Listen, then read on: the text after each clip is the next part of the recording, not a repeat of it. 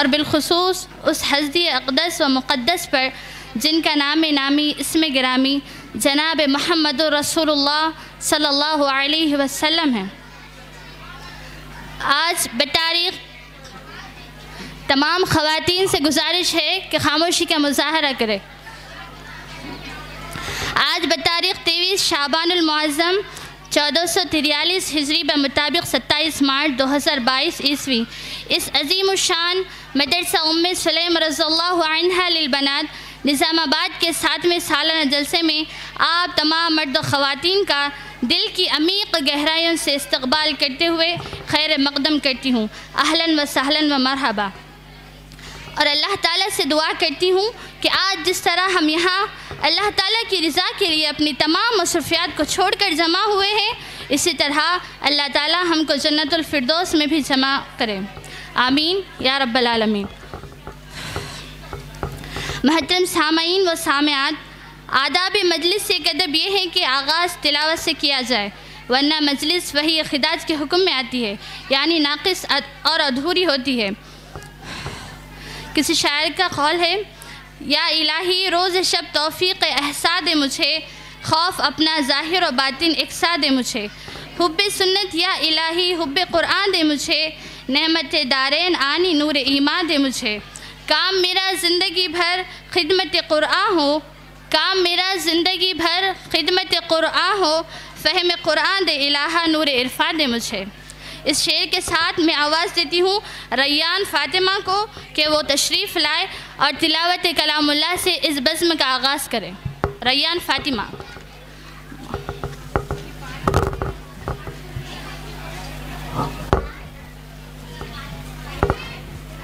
السلام علیکم ورحمۃ اللہ وبرکاتہ۔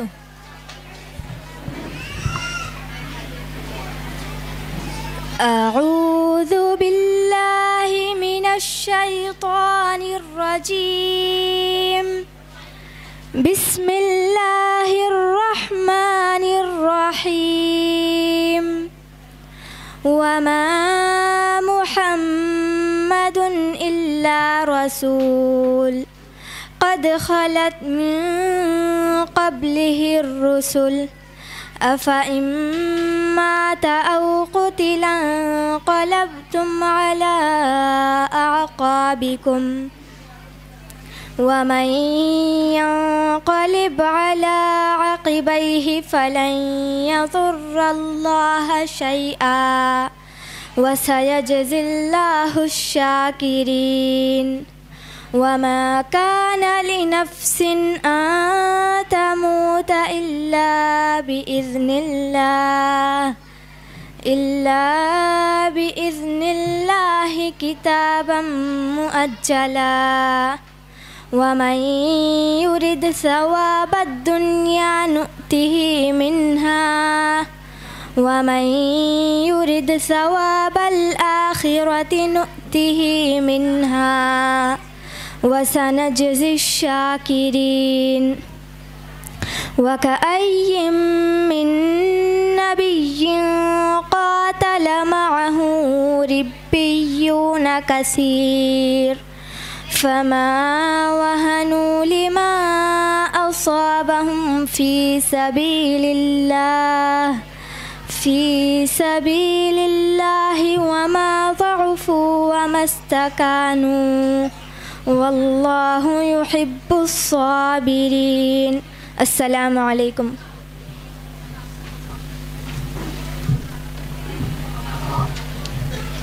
اب قرات کے بعد میں حمد باری تعالیٰ پیش کرنے کے لیے میری ہم جماعت طبع انم کا مدعو کرتی ہوں کہ وہ آئے اور حمد باری تعالیٰ پیش کریں۔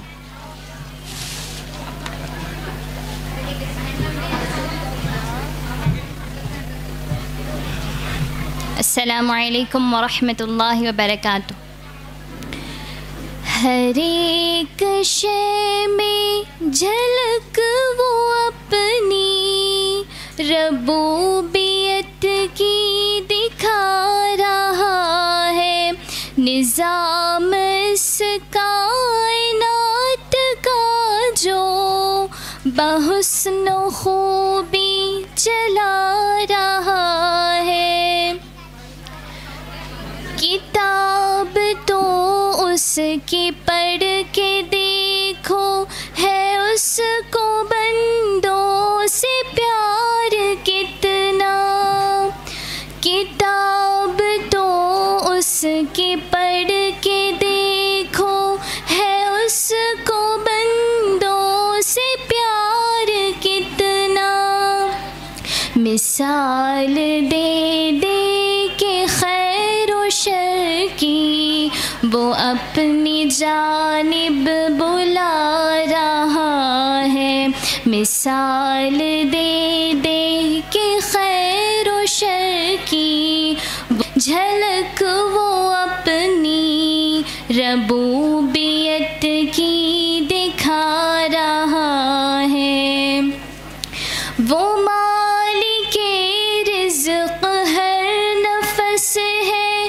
کسی کو رکھتا نہیں ہے بھوکا، وہ مالک رزق ہر نفس ہے، کسی کو رکھتا نہیں ہے بھوکا، امیر ہو یا غریب بندہ وہ ہر کسی کو کھلا رہا ہے، امیر ہو یا غریب بندہ وہ ہر کسی کو کھلا رہا ہے، ہر ایک شے میں جھلک وہ اپنی ربوبیت کی تھا ہم سے، وہ وعدہ اپنا نبھا رہا ہے، وہ کل جو اس نے کیا تھا ہم سے وہ وعدہ اپنا، دارین کی صدا جو فضا میں ہر روز گونجتی ہے، فلاح دارین کی صدا جو فضا میں ہر روز گونجتی ہے، یہ اس کا پیغام ہے سنو تو، اذان میں کیا سنا رہا ہے، یہ اس کا پیغام ہے سنو تو، اذان میں کیا سنا رہا ہے، ہر ایک شے میں جھلک وہ اپنی ربوبیت کی دکھا رہا ہے، نظام اس کائنات کا جو بحسن و خوبی چلا رہا ہے۔ السلام علیکم۔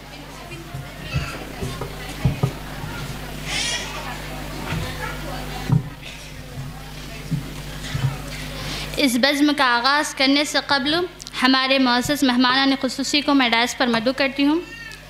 سب سے پہلے بڑی عزت و احترام کے ساتھ مدرسے کی سب سے پہلی معلمہ جو مدرسے کے پہلے دن سے لے کر آج تک بڑی خیر و خوبی کے ساتھ اپنی خدمات انجام دے رہے ہیں، میں انہیں آواز دیتی ہوں کہ اسٹیج پر تشریف لائے۔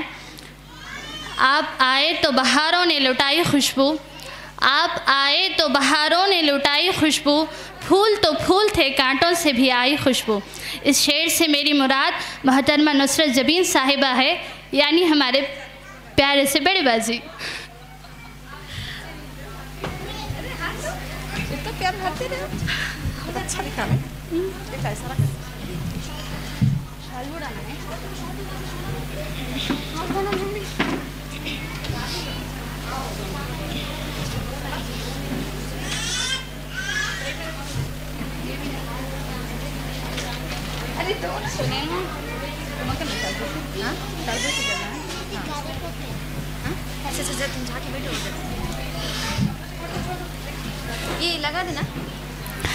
اب ان کے بعد مدرسہ ام سلیم رضی اللہ عنہ للبنات کی یا اللہ کیا آزار کر رہے جنہوں تھر میں بول دی طرف آنے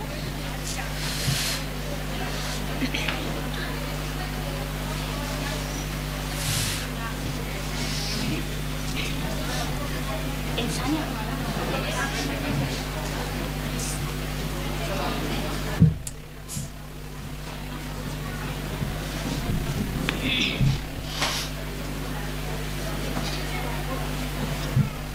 اب ان کے بعد مدرسہ ام سلیم رضی اللہ عنہا للبنات کی صدر معلمہ محترمہ صبا سمرین صاحبہ، جو بڑی ذمہ داری کے ساتھ کافی عرصے سے اس مدرسے میں اپنی خدمات انجام دے رہی ہے، جن کی کوششوں سے دن بدن مدرسہ ترقی کی زینت طے کر رہا ہے، جو ہم طالبات کے ساتھ بڑی محبت و شفقت سے پیش آتی ہے اور ہمیشہ ہم طالبات کے احساسات کا خیال رکھتی ہے، جن کی سختی بھی ہماری تربیت کے لیے بڑی اہم ہے۔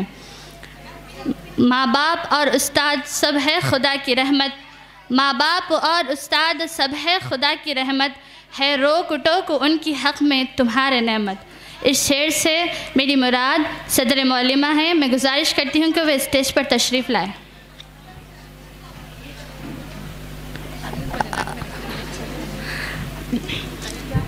اور میں اپنی ہم جماعت طبع انم سے گزارش کرتی ہوں کہ وہ ان کی تکریم کرتے ہوئے ان کی شال پوشی کرے۔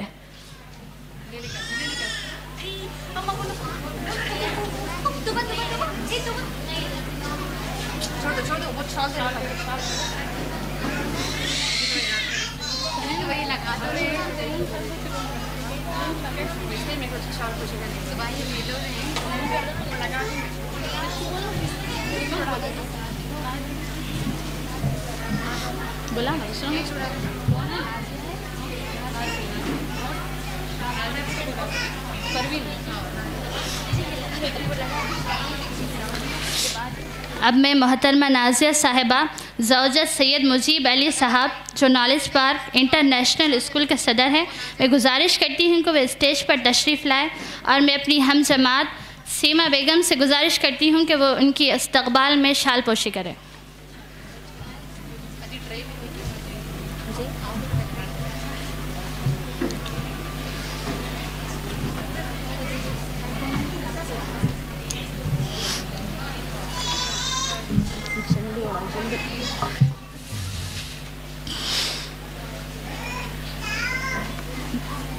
پروین صاحبہ اہلیہ عبدالحلیم صاحب سے گزارش کرتی ہوں کہ وہ ڈائس پر تشریف لائے، اور میں اپنی ہم سبق ثانیہ سعد اللہ سے گزارش کرتی ہوں کہ وہ ان کی عزت میں ان کی شال پوشی کریں۔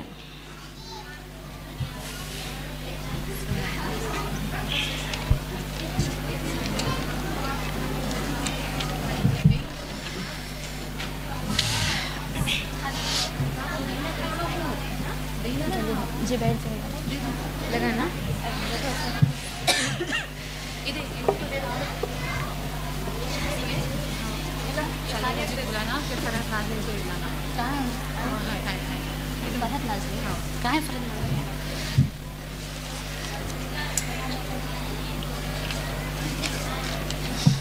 اب میں محترمہ فرحت ناظرین اہلیہ ڈپٹی میئر ادریس خان صاحب سے مؤدباً گزارش کرتی ہوں کہ وہ ڈائس پر تشریف لائے، اور میں چاہوں گی کہ ہمارے صدر معلمہ ان کا خیر مقدم کرتے ہوئے شال پوشی کریں۔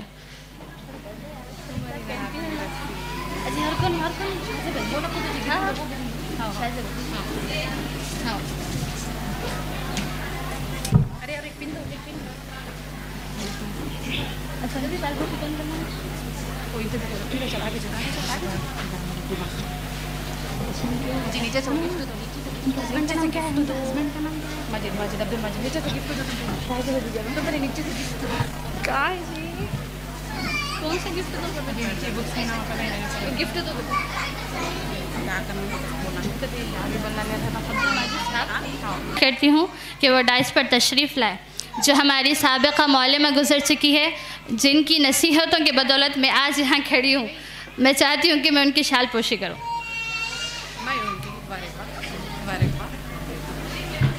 لاجی اچھی پیاری شال دو۔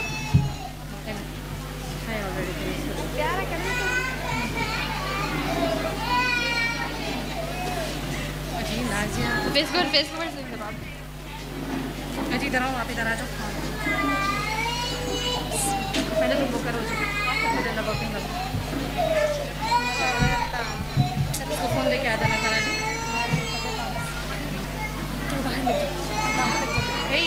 حلیم حلیم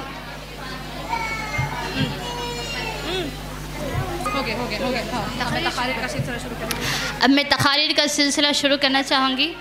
تمام خواتین سے گزارش ہے کہ وہ خاموشی اختیار کرتے ہوئے تمام طالبات کی ہمت افزائی کرے۔ آج ہمارے معاشرے میں بے نمازیوں کی تعداد بڑھتی ہی جا رہی ہے۔ لوگ مساجد سے، نمازوں سے کوسوں دور ہے، شاید اس لیے کیونکہ انہیں اس کی اہمیت کا بالکل بھی اندازہ نہیں۔ یاد رکھیں، تمام عبادتوں کو اللہ تعالیٰ نے اس زمین پر نازل کیا، مگر جب نماز کی باری آئی تو اپنے پیارے حبیب صلی اللہ علیہ وسلم کو ساتوں آسمانوں پر بلا کر یہ عظیم تحفہ دیا، جس سے اس کی اہمیت دوبالا ہو جاتی ہے۔ علامہ اقبال نے کہا تھا، حسن کردار سے نور مجسم ہو جا، حسن کردار سے نور مجسم ہو جا، کہ ابلیس بھی تجھے دیکھے تو مسلمان ہو جائے۔ اس شعر کے ساتھ میں مدیحہ تمکین کو دعوت سخن دیتی ہوں کہ وہ آئے اور نماز کی اہمیت پر لب کشائی کرے۔ مدیحہ تمکین۔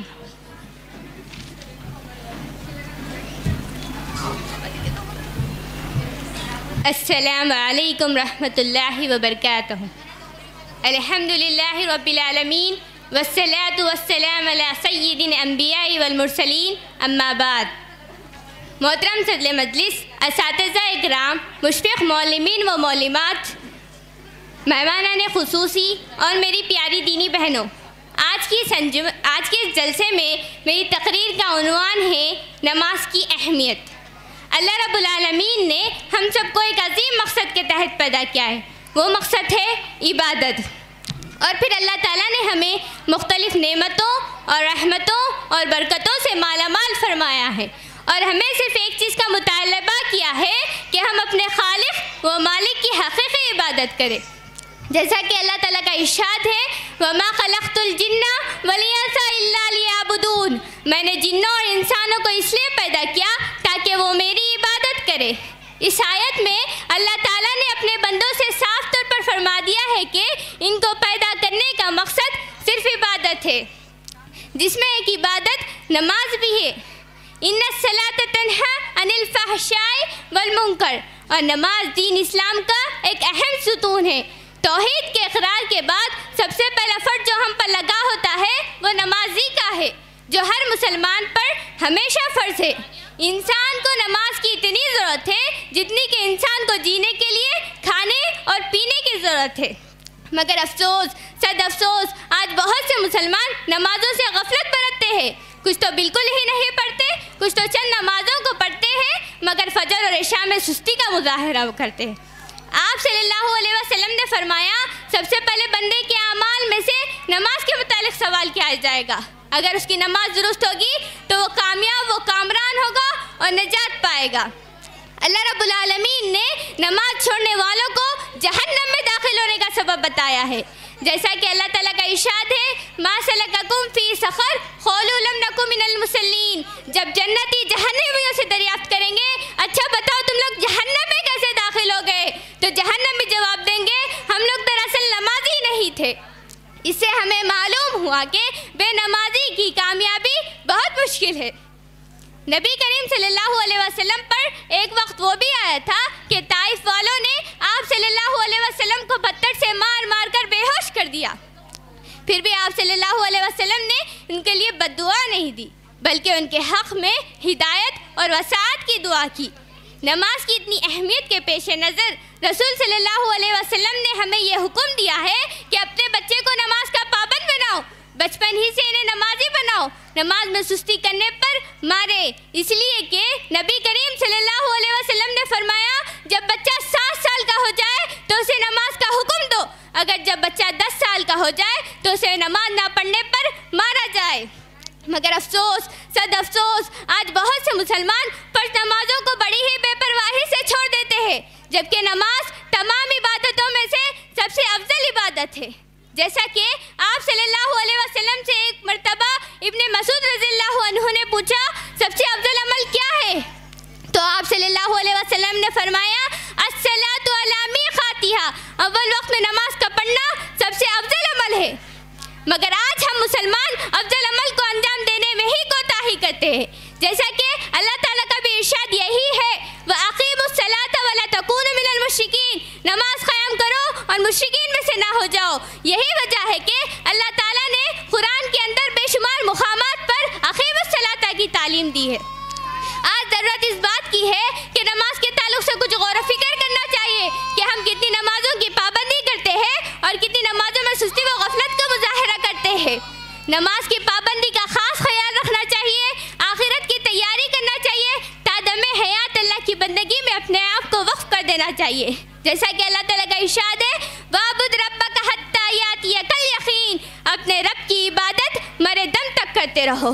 علامہ اقبال نے سچ فرمایا ہے، میری زندگی کا مقصد تیرے دین کی سرفرازی، میری زندگی کا مقصد تیرے دین کی سرفرازی، میں اسی لیے مسلمان، میں اسی لیے نمازی۔ آخر میں اللہ تعالیٰ سے دعا ہے کہ ہم سب کو 5 وقت کی نماز پڑھنے کی توفیق عطا فرمائے، آمین۔ وآخر الدعوانا ان الحمد للہ رب العالمین۔ السلام علیکم ورحمۃ اللہ وبرکاتہ۔ ماشاءاللہ محترم حضرات، دنیا کی سب سے بڑی نیکی توحید ہے، اور اس روئے زمین کا سب سے بڑا جرم، سب سے بڑا گناہ شرک ہے، اور یہ ہمارے پاس اللہ کی سب سے بڑی امانت ہے جس میں خیانت کی کوئی گنجائش نہیں۔ اب میں دعوت دیتی ہوں امت النعیم کو کہ وہ آئے اور توحید اور اس کے اہمیت کے عنوان پر روشنی ڈالے۔ السلام علیکم ورحمۃ اللہ وبرکاتہ۔ الحمد للہ وحدہ والصلاة والسلام علی من لا نبی بعدہ وعلی آلہ واصحابہ اجمعین، اما بعد۔ قال اللہ تعالی اعوذ باللہ من الشیطان الرجیم، بسم اللہ الرحمن الرحیم، وما خلقت الجن والانس الا لیعبدون۔ صدر محترم، مہمانان خصوصی، مشفق معلمین و معلمات اور دیگر سامعین، آج کی سالانہ انجمن میں میری تقریر کا عنوان ہے توحید اور اس کی اہمیت۔ کیا آپ بتلا سکتے ہیں کہ وہ کون سی چیز ہے کہ صرف اس کے لیے اللہ تعالیٰ نے زمین پر بے شمار نبی اور رسولوں کو مبعوث فرمایا؟ وہ کون سی چیز ہے جو دین اسلام کی روح ہے؟ وہ کون سی دولت ہے جس کو حاصل کرنے کے لیے حضرت سمیہ رضی اللہ تعالیٰ عنہ نے شرمناک طریقے سے شہید ہو جانا گوارا کر لیا مگر اس دولت سے ہاتھ نہیں دھویا؟ وہ کون سی چیز تھی جس کے لیے صحابہ اکرام نے اس قدر تکلیف اٹھائی؟ جی ہاں میری بہنوں، وہ دولت توحید کی دولت ہے۔ دنیا میں جتنے نبی اور رسول آئے، سب کے بعثت کا مقصد ایک تھا کہ اللہ کے بندے ایک اللہ کی عبادت کریں اور اس کی عبادت میں کسی کو شریک نہ کریں۔ میری بہنوں، توحید کا مطلب ہوتا ہے ایک کرنا۔ توحید میں شریعت کا معنی ہے ایک اللہ کی ذات، عبادت میں، ربوبیت میں اور اس کی تمام اسماء و صفت میں یکتا مانا جائے۔ اگر اس کے علاوہ کسی کو رب مانا جائے یہ توحید کے خلاف ہے، اس کے علاوہ کسی کی عبادت کی جائے یہ توحید کے خلاف ہے، اس کے علاوہ اس کے صفات، اس کے ناموں میں اسی معنی میں جس میں وہ اللہ کے لیے استعمال ہوتے ہیں کسی اور کے لیے استعمال کیا جائے یہ توحید کے خلاف ہے۔ میری بہنوں، مسلمانوں کی تاریخ گواہ ہے جب تک ان کے سینے میں توحید کی دولت تھی زمانے میں سرفراز تھے، صاحب عروج تھے، لیکن جب توحید کو چھوڑ کر مسلمانی شرک کی غلاظتوں میں مبتلا ہو گئے اسی دن سے مسلمانوں کے زوال کی کہانی شروع ہو گئی۔ علامہ اقبال نے کیا ہی خوب کہا تھا، توحید کی امانت سینوں میں ہے ہمارے، توحید کی امانت سینوں میں ہے ہمارے، آسان نہیں مٹانا نام و نشاں ہمارا۔ مگر حقیقت یہ ہے کہ دھیرے دھیرے مسلمان اس دولت سے ہاتھ ہوتے چلے جا رہے ہیں۔ وہ مذہب اسلام جس نے عقیدہ توحید پر اس قدر زور دیا تھا کہ شرک کی طرف لے جانے والا ایک معمولی سا کلمہ بھی زبان سے نکلنا جائز قرار نہیں دیا، اسی مذہب کے ماننے والے آج جگہ جگہ اپنی توحید کو چھوڑ کر شرک و بدعت کے عمیق گڑھے میں دھستے چلے جا رہے ہیں۔ محترم حاضرین، اللہ تعالیٰ نے انسان کو پیدا اس لیے کیا تھا کہ انسان صرف اور صرف ایک اللہ کی عبادت کرے اور اس کی عبادت میں کسی کو شریک نہ کرے۔ ارشاد ربانی ہے وَمَا خَلَقْتُ الْجِنَّ وَالْإِنسَ إِلَّا لِيَعْبُدُونَ، میں نے جنات اور انسانوں کو صرف اپنی عبادت کے لیے پیدا کیا ہے۔ بھلا بتلائیے اس انسان سے بڑا ظالم کون ہوگا جو اپنے تخلیق کے مقصد کو نہ پہچانے اور اللہ کے علاوہ غیروں کا شریک کرے۔ میری بہنوں، اس توحید عقیدے کی حفاظت کیجیے۔ نماز میں ہر مسلمان اپنے رب کے سامنے یہ اقرار کرتا ہے، ایاک نعبد و ایاک نستعین، اے اللہ ہم صرف تیری عبادت کرتے ہیں اور تجھی سے مدد مانگتے ہیں۔ مگر کتنے افسوس کی بات ہے، کتنے ایسے مسلمان ہیں جو اپنی عملی زندگی میں اللہ سے کیے گئے اس اقرار کو بھول جاتے ہیں اور غیروں سے اپنی امیدیں وابستہ کر لیتے ہیں۔ میری بہنوں، آئیے ہم عہد کریں گے کہ اس قیمتی دولت عقیدہ توحید کی حفاظت کریں گے۔ اللہ نے ہماری پیشانی کو معزز بنایا ہے، ہم صرف اسی کے آگے جھکائیں گے، کسی غیروں کے آگے جھکا کر اس کو ذلیل نہیں کریں گے۔ شاعر مشرق کے شعر کے ساتھ میں اپنی بات ختم کرتی ہوں۔ توحید تو یہ ہے کہ وہ حشر میں کہہ دے، توحید تو یہ ہے کہ وہ حشر میں کہہ دے، یہ بندہ دو عالم سے خفا میرے لیے ہے۔ برکاتہ۔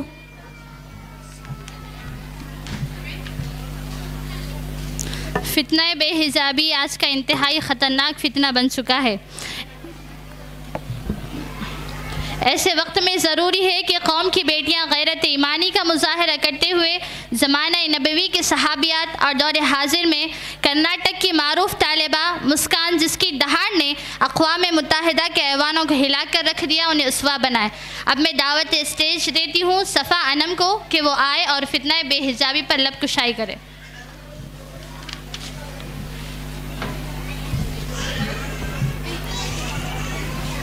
السلام علیکم ورحمۃ اللہ وبرکاتہ۔ الحمد للہ رب العالمین والعاقبۃ للمتقین والصلاة والسلام علی سید الانبیاء والمرسلین وعلی آلہ واصحابہ اجمعین ومن تبعہم بإحسان الی یوم الدین۔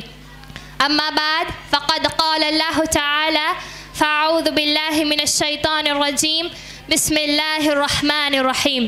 وَقُلْ لِلْمُؤْمِنَاتِ يَغْضُضْنَ مِنْ أَبْصَارِهِنَّ وَيَحْفَظْنَ فُرُوجَهُنَّ وَلَا يُبْدِينَ زِينَتَهُنَّ إِلَّا بِخُمُرِهِنَّ عَالَمْ تو دے کے قبال قیمتی چادر بے جان قبروں پر اور زندہ عزت بے حجاب پھرتی ہے۔ محترم صدر جلسہ، مشفیق معلمین و معلمات، مہمانان خصوصی اور میری دینی بہنوں، آج کے اس پر رونق جلسے میں جس موضوع پر لب کشائی کی جسارت چاہتی ہوں وہ ہے فتنہ بے حجابی۔ میری دینی بہنوں، پہلے ہم یہ کہا کرتے تھے کہ مشرق مشرق ہے اور مغرب مغرب، لیکن آج ہم یہ دیکھ رہے ہیں کہ ہمارا مشرق بھی مغرب بنتا جا رہا ہے۔ عورتوں اور لڑکیوں کی اندھی آزادی کے جو افسانے ہم مغرب کے بارے میں سنا کرتے تھے، وہی سب کچھ آج مشرقی ممالک اور خود ہمارے ملک ہندوستان میں دہرایا جا رہا ہے۔ لڑکیاں نہ صرف بڑی تیزی سے بے پردہ ہو رہی ہے بلکہ حسن کی نمائش بھی عام ہے۔ ہر پارک، ہر سنیما اور ہر بازار میں ایسی بے شمار بے پردہ لڑکیاں ملیں گی جو 16 سنگار کر کے گھروں سے نکلتی ہے اور نمائش حسن کو عیب نہیں سمجھتی۔ افسوس، صد افسوس کہ مغرب کے سیلاب نے ہمارے ملک اور ہمارے معاشرے کے خصوصیات کو برباد کر کے رکھ دیا ہے، اور مغربی تعلیم جو اخلاقی حدود و قیود سے آزاد ہے، اس نے ہمارے ملک اور ہمارے معاشرے کے لڑکے لڑکیوں کو تباہی اور بربادی کے راستے پر ڈال دیا ہے۔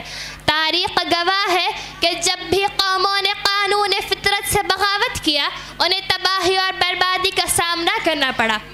کسی شاعر نے کیا خوب کہا ہے کہ ذرا سی بے اصولی سے قداور ٹوٹ جاتا ہے، ذرا سی بے اصولی سے قداور ٹوٹ جاتا ہے، کبھی تھوڑے سے پانی سے شناور ڈوب جاتا ہے۔ کہاں بھاگے چلے جاتے ہو تم سب جانب مغرب، ادھر سورج بھی جاتا ہے تو جا کر ڈوب جاتا ہے۔ میری دینی بہنوں، عورت قوم کی ماں ہے، ماں کے سامنے ہمیشہ نظر نیچی رہنی چاہیے۔ اس کے مقدس چہرے کو لالچی نگاہوں سے بچانے کے لیے پردہ ضروری ہے۔ عورت کی عزت و آبرو بچانے کے لیے ہی نہیں بلکہ پردہ عورت کی عزت کو اور اس کی ناپاک نگاہوں سے بچانے کے لیے بھی ضروری ہے۔ عورت کی پاکیزگی کو اجنبی مرد کی نگاہ ناپاک کر دیتی ہے۔ آج اسی بے پردگی ہی کا بھیانک اور خطرناک نتیجہ ہے کہ آج عورتیں ہوس پرستوں کا جنسی استحصال کا شکار ہو رہی ہے، اور ان مجرمین کو ان کے کیفر کردار تک پہنچانے والا کوئی نہیں۔ سچ ہی کہا تھا کسی شاعر نے کہ جرم کرنے والے اتنے برے نہیں ہوتے، جرم کرنے والے اتنے برے نہیں ہوتے، سزا نہ دے کر عدالت بگاڑ دیتی ہے۔ میری بہنوں، آج یورپ جس راستے پر گامزن ہے، بلا خوف کہا جا سکتا ہے کہ وہ تباہی اور بربادی کے گہرے گڑھے میں جا رہا ہے، لیکن پھر بھی یورپ کی تقلید کو لازم سمجھا جاتا ہے، حالانکہ یہ مسلم قوم تہذیب و تمدن کے داعی، شرافت اور انسانیت کے علمبردار اور خیر امت کے لقب سے ملقب کی گئی ہے، جیسا کہ قرآن کہتا ہے کنتم خیر امت اخرجت للناس تعمرون بالمعروف وتنہون عن المنکر وتؤمنون باللہ۔ تم بہترین امت ہو جو لوگوں کے لیے پیدا کی گئی ہے کہ تم نیک باتوں کا حکم کرتے ہو، بری باتوں سے روکتے ہو اور اللہ پر ایمان رکھتے ہو۔ لیکن افسوس، یہ مسلم قوم اس بے حجابی کی بلا سے محفوظ نہ رہ سکی، حالانکہ اسلام نے عورتوں کا مقام بلند کیا، ان کا اتنا احترام کیا جتنا پچھلی قوموں سے نہ ہو سکا، لیکن حوا علیہ السلام کی یہ بیٹیاں قرآن و حدیث کے حکموں کو ٹھکرا کر اپنے آپ کو بنانے اور سنوارنے میں اتنی مشغول ہو گئی ہے کہ انہیں اپنا مقام و مرتبہ بھی یاد نہ رہا۔ آپ صلی اللہ علیہ وسلم نے خود ایسے مردوں اور عورتوں پر لعنت فرمائی ہے جو ایک دوسرے کی مشابہت اختیار کرتے ہیں، جیسا کہ عبداللہ بن عباس رضی اللہ فرماتے ہیں لعن رسول اللہ صلی اللہ علیہ وسلم المتشبہین من الرجال بالنساء والمتشبہات من النساء بالرجال۔ آپ صلی اللہ علیہ وسلم نے ایسے مردوں پر لعنت فرمائی ہے جو عورتوں کی مشابہت اختیار کرتے ہیں، اسی طرح ان عورتوں پر بھی لعنت فرمائی جو مردوں کی مشابہت اختیار کرتے ہیں۔ میری بہنوں، پردے کے معاملے میں جو عرب جاہلیت کا حال تھا، آج کے مہذب ترین قوموں کا حال اس سے کچھ مختلف نہیں۔ ان عورتوں کا لباس ایسا ہوتا تھا کہ جس سے عریانیت، بے حیائی، بے حجابی ظاہر ہوتی تھی۔ بالکل یہی کیفیت آج پورے مغربی ممالک میں بھی ہے، اور مشرقی ممالک میں کوئی دوسرا نظام معاشرت ایسا نہیں کہ جس میں عورتوں کے لیے پردے کے حقوق مقرر کر دیے گئے ہوں۔ اسلام اس قسم کے لباس پہننے سے سختی سے منع کرتا ہے اور مومنہ کے لیے یہ ناجائز قرار دیتا ہے کہ وہ عریان لباس پہننے اور باہر نکلتے وقت اپنی زینت کو ظاہر کرے، جس سے کہ لوگ فتنے میں پڑ جائیں۔ قرآن میں عورتوں کے لیے ہدایت دی گئی ہے کہ وَيَغْضُضْنَ مِنْ أَبْصَارِهِنَّ وَيَحْفَظْنَ فُرُوجَهُنَّ وَلَا يُبْدِينَ زِينَتَهُنَّ إِلَّا مَا ظَهَرَ مِنْهَا وَلْيَضْرِبْنَ بِخُمُرِهِنَّ عَلَى جُيُوبِهِنَّ۔ اپنی نگاہیں نیچی رکھے اور اپنی عصمت میں فرق نہ آنے دے اور اپنی زینت کو ظاہر نہ کرے سوائے اس کے جو ظاہر ہو۔ میں اپنی بات کو ایک شعر کے ساتھ ختم کرنا چاہتی ہوں۔ دیا حسن خدا نے تجھے کیوں بے پردہ نکل آتی ہو، دیا حسن خدا نے تجھے کیوں بے پردہ نکل آتی ہو، ملی عصمت جنت تجھے کیوں جہنم کی طرف چلی آتی ہو۔ میں اللہ رب العالمین سے دعا گو ہوں کہ اللہ تعالی ہم سب کو اس بے حجابی کے بلا سے محفوظ رکھے، آمین۔ وآخر دعوانا الحمدللہ رب العالمین۔ السلام علیکم ورحمۃ اللہ وبرکاتہ۔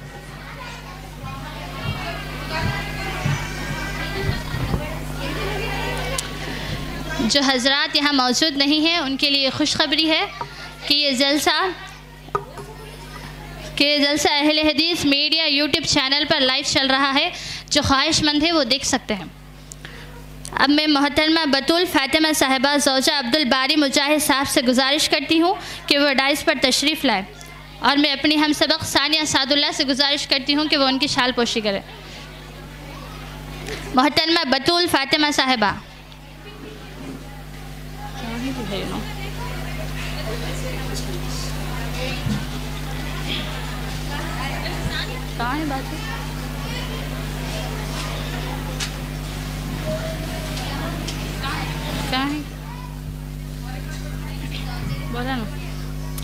محترمہ بطول فاطمہ صاحبہ زوجہ عبدالباری مجاہد صاحب۔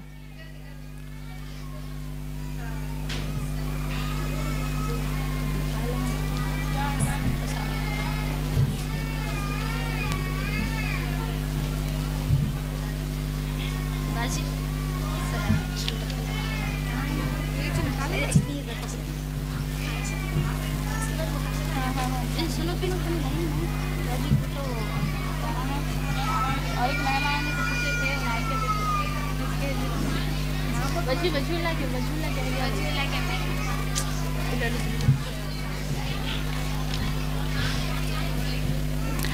اس کے بعد میں عربی پنچم کی طالبات کو آواز دیتی ہوں کہ وہ آئے اور اپنا مکالمہ پیش کریں. اچھا کیسے یہ سامنے ٹھہرا کریں گے؟ ہاں ایسا دے نیچے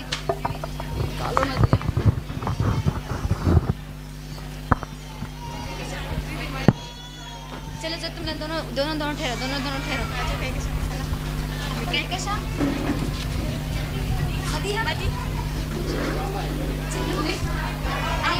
ہمیشہ اپنا ایسا ٹھہرتے نا ایسے جو تم دونوں ادھر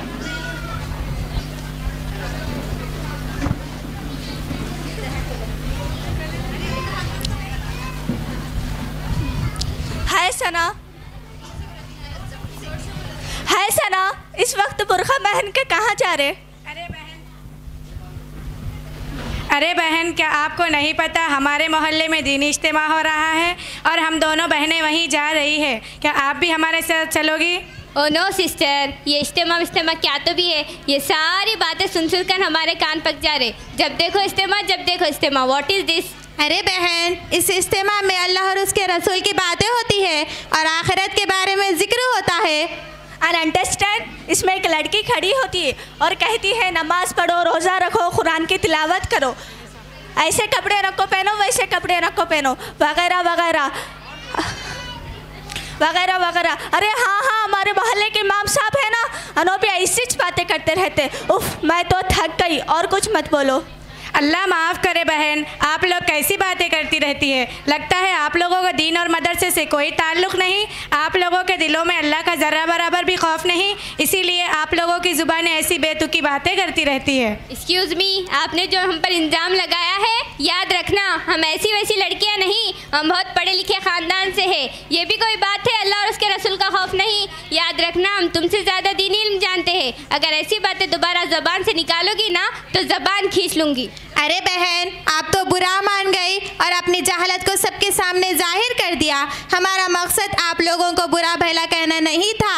ہم سب کی ذمہ داری ہے اگر کوئی دین کا مذاق اڑائے تو فوراً اس کی اصلاح کرے اور دین کی فضیلت اس کے سامنے واضح کرے. ارے باجی آپ غلط سمجھ رہی ہے، ہمیں بھی دینی معلومات ہے، ہم کیسا دین کا مذاق اڑائیں گے؟ ارے بہن آپ نے ظہر کی نماز ادا کر لی؟ نہیں. بہن آپ ظہر کی نماز کیوں نہیں پڑھی؟ ارے باجی کام سے فرصت ہی نہیں ہے تو نماز کیسے پڑھوں؟ ارے بہن ابھی تو آپ نے کہا مجھے دینی معلومات ہے اور نماز پڑھنے کی فرصت نہیں. یہ کون سا دین ہے اور کون سے دین سے محبت ہے؟ یعنی آپ لوگ یہ کہنا چاہتی ہے جو لوگ نماز پڑھتے ہیں وہ بیکار ہوتے ہیں اور وہ بھی پڑھتے ہیں جیسے کوئی کام دھندہ نہیں ہوتا، حالانکہ اللہ تعالیٰ کا حکم ہے 5 وقت نماز فرض ہے. ارے باجی ایک وقت کی نماز چھوڑ دیں گے تو کیا ہو جائے گا؟ ارے بہن اللہ تعالیٰ کا فرمان ہے، سن لیجئے. ہلاکت ہے ان لوگوں پر جو نماز میں غفلت برتتے ہیں، قیامت کے دن انہیں بھی عذاب ملے گا. ارے باجی ایسے باتیں نہ کرے، بڑا ڈر لگتا ہے. بہن آپ جانتی ہے کہ ہمارے نبی کریم صلی اللہ علیہ وسلم نے کیا فرمایا؟ وَجُعِلَتْ قُرَّةُ عَيْنِي فِي الصَّلَاةِ، میری آنکھوں کی ٹھنڈک نماز میں رکھ دی گئی ہے. ارے باجی دنیا میں ایسی بہت سی خواتین ہیں جو نماز نہیں پڑھتی، روزہ نہیں رکھتی، کیا انہیں بھی سزا ملے گی؟ ہاں انہیں بھی سزا ملے گی، قیامت کے دن انہیں بھی عذاب ملے گا. اب میں توبہ کرتی ہوں، اب وقت نکال کے نماز پڑھوں گی. ارے نہیں آپ وقت نکالنے کی باتیں کرتے ہیں. نماز پڑھنے کے لیے تو کئی گھنٹے لگتے ہیں، میک اپ کرنے میں 2-3 گھنٹہ یوں ہی گزر جاتا ہے، وقت کا پتہ ہی نہیں چلتا. مہمان آئے تو 2-3 گھنٹے یوں ہی گزر جاتے ہیں. ہاں آپ نے ٹھیک کہا، ہمارا بہت سارا وقت ٹی وی سیریل اور خرید و فروخت میں نکل جاتا ہے، نماز کا بالکل پتہ نہیں چلتا. باجی نماز کے بارے میں اور کچھ بتائے. ارے بہن ہم آپ کو نماز کے بارے میں کیا کیا بتائے؟ اللہ تعالیٰ فرماتا ہے ان الصلاۃ تنہی عن الفحشاء والمنکر، یقیناً نماز برائی اور بے حیائی کے کاموں سے روکتی ہے. ارے بہن مگر اللہ تعالیٰ نے جسے پیدا کیا ہے اسے غیرت آتی ہے. دیکھنے کے لیے 2 آنکھ دیے، سننے کے لیے 2 کان دیے، کھانے کے لیے 2 ہاتھ دیے، چلنے کے لیے 2 پیر. ان سب نعمتوں کے باوجود ہمارے پاس نماز پڑھنے کے لیے 10 منٹ نہیں ہے. کسی شاعر نے کیا ہی خوب کہا ہے، سبھی کے سامنے ایک دن ضرور آتا ہے، سبھی کے سامنے ایک دن ضرور آتا ہے، یہ حسن فانی کی کر غرور آتا ہے. کسی کریم یا پاؤڈر سے کچھ نہیں ہوتا, کسی کریم یا پاؤڈر سے کچھ نہیں ہوتا, نماز پڑھنے سے چہرے پر نور آتا ہے. ارے باجی آپ نے صحیح کہا. اس کا مطلب ہمیں نماز سیکھنا ہوگا اور صحیح طریقے سے پڑھنا ہوگا, ورنہ نماز کالے کپڑے پہ منہ پہ مار دی جائے گی. اس کا مطلب ہمیں نماز پڑھنا ہوگا. ہاں آپ نے ٹھیک کہا. ہمارا اکثر وقت واٹس ایپ, فیس بک اور بیکار کاموں میں گزر جاتا ہے. باجی آپ ہمارے لیے اصلاح کی دعا کرنا. ٹھیک ہے باجی, پھر ملیں گے. السلام علیکم. وعلیکم السلام.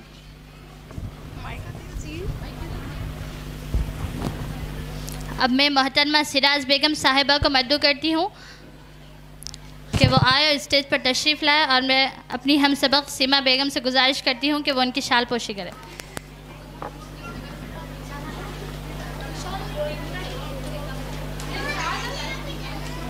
محترمہ سراج بیگم صاحبہ, اہلیہ جناب سیف اللہ صاحب.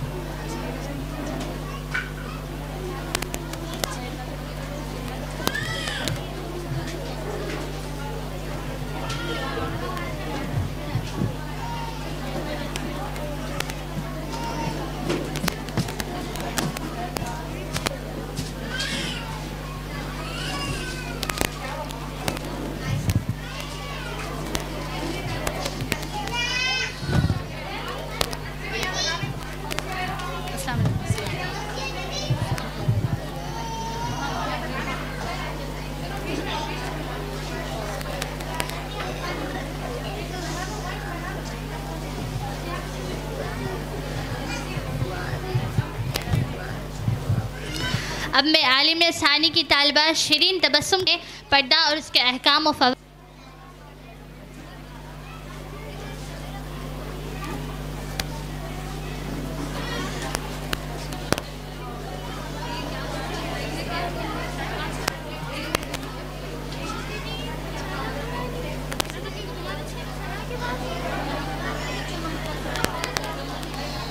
السلام علیکم ورحمۃ اللہ وبرکاتہ. الحمد لله رب العالمين والعاقبة للمتقين والصلاة والسلام على سيد الأنبياء والمرسلين وعلى آله وصحبه أجمعين ومن تبعهم بإحسان إلى يوم الدين. أما بعد, فقد قال الله تعالى في كلامه المجيد, فأعوذ بالله من الشيطان الرجيم, بسم الله الرحمن الرحيم.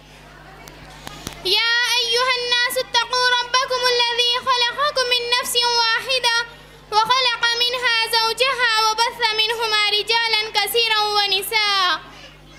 محترم صدر جلسہ, اساتذہ اکرام, مہمانان خصوصی, حکم صاحبان, معزز سامعین و سامعات اور یہاں بیٹھے موجود تمام ہی ہیں.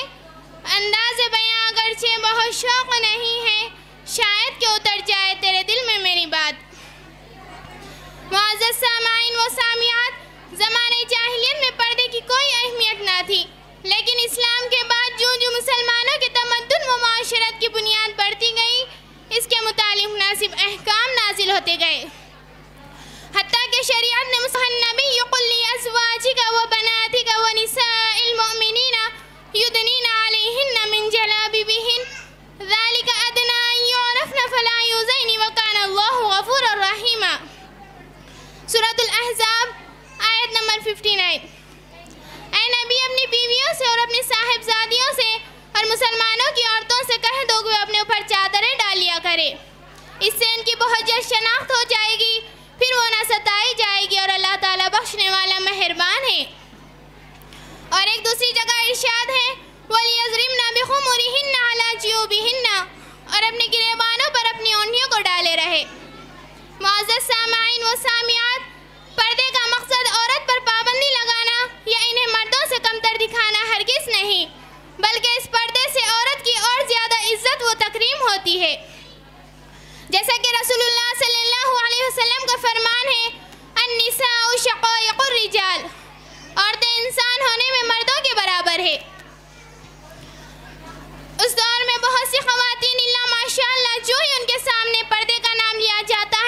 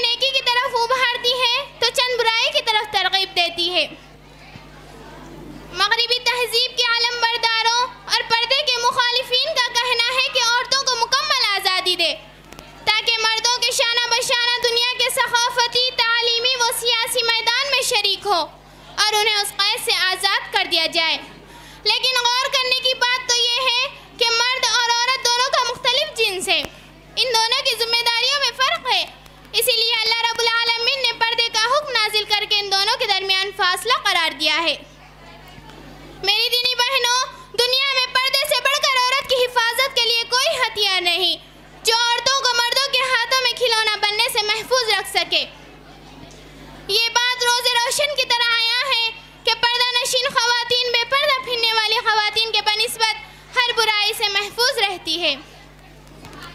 معزز سامعین و سامعات، اسلام میں پردے کا مقصد صرف اور صرف یہ ہے کہ ان کی شرافت و عزت و ناموس کی حفاظت کی جائے اور فحاشی و بے حیائی کو دور کیا جائے۔ جس طرح ہیرے جواہرات کو سڑکوں اور بازاروں میں کھلا رکھ کر ان کی نمائش نہیں کی جاتی بلکہ تجوریوں میں رکھ کر ان کی حفاظت کی جاتی ہے، اسی طرح اسلام نے عورت کو گھر میں رہنے کا حکم دیا ہے اور ضرورت کے وقت ان کو باہر نکلنے کی اجازت بھی دی ہے۔ نیز لڑکی کو بازاروں اور پارکوں میں اپنے حسن و جمال، ہیرے جواہرات سے بھی قیمتی عفت و عصمت کی ریا نمائش سے روکا ہے۔ معزز سامعین و سامعات، اسلام کی نظر میں عورت کا جو درجہ و مقام ہے یقیناً قابل رشک ہے۔ یقیناً عورت کی ترقی کا انحصار ہی پردے پر ہے، لہٰذا موجودہ دور کے خواتین اسلام کو چاہیے کہ وہ اسلام کی تعلیم سے قلبی واسطہ پیدا کرتے ہوئے حضرت مریم علیہ السلام کی پاک بازی، حضرت فاطمہ رضی اللہ عنہ کی شرم و حیا، حضرت خدیجہ رضی اللہ عنہ کی اسلام پسندی اور حضرت عائشہ رضی اللہ عنہ کی طرح مکمل پردے کے ساتھ دعوتی و تعلیمی مشغولیات کو نمونہ تقلید بنائیں اور ترقی کی راہوں پر گامزن ہو جائیں، اور اس بات پر مکمل یقین رکھے کہ اسلامی پردے میں ہی ترقی نسواں کا راز مضمر ہے۔ اسی لیے ہر مسلمان عورت کو چاہیے کہ وہ پردے کا خاص خیال رکھے۔ آخر میں اس شعر کے ذریعے اپنی بات کو ختم کرنا چاہتی ہوں۔ ہر گل کے لیے رنگت، رنگت کے لیے پردہ، صورت کے لیے سیرت، سیرت کے لیے پردہ، کیا خوب بنایا ہے ستار حقیقی نے، پردے کے لیے عورت، عورت کے لیے پردہ۔ اللہ رب العالمین سے دعا ہے اللہ رب العالمین ہمیں پردے کے احکام و فوائد کو سمجھنے اور اس پر عمل پیرا ہونے کی توفیق عطا فرمائے، آمین۔ وما علینا الا البلاغ المبین۔ السلام علیکم ورحمۃ اللہ وبرکاتہ۔ اب میں عربی اول کی طالبہ سہانہ بنت عبدالکلیم صاحب کو مدعو کرتی ہوں کہ وہ آئے اور مسلمانوں کے باہمی حقوق پر ایک حدیث پیش کرے۔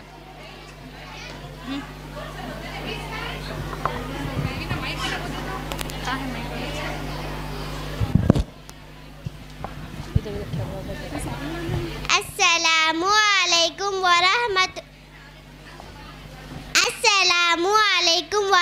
اللہ وبرکاتہ۔ اسمی سہانہ، اسم ابی شیخ کلیم، انا طالبۃ فی العرب اول، اسم مدرستی مدرسہ ام سلیم رضی اللہ عنہا للبنات، نحمدہ ونصلی علی رسول کریم، اما بعد، قال رسول اللہ صلی اللہ علیہ وسلم، حق المسلم على المسلم خمس، رد السلام وعيادة المريض واتباع الجنائز وإجابة الدعوة وتشميت العاطس، رواہ البخاری۔ اللہ کے رسول نے کہا ایک مسلمان دوسرے مسلمان پر 5 حق ہے۔ نمبر 1 سلام کا جواب دینا، نمبر 2 بیماری کی عیادت کرنا، نمبر 3 مسلمان کے جنازے کے ساتھ جانا، نمبر 4 دعوت قبول کرنا، نمبر 5 چھینکا جواب دینا۔ بخاری۔ السلام علیکم ورحمۃ اللہ وبرکاتہ۔ یا ایھا الذین آمنوا لم تقولون ما لا تفعلون۔ ایسے لوگوں کا ایک لمبا ہجوم ہمارے سامنے ہے۔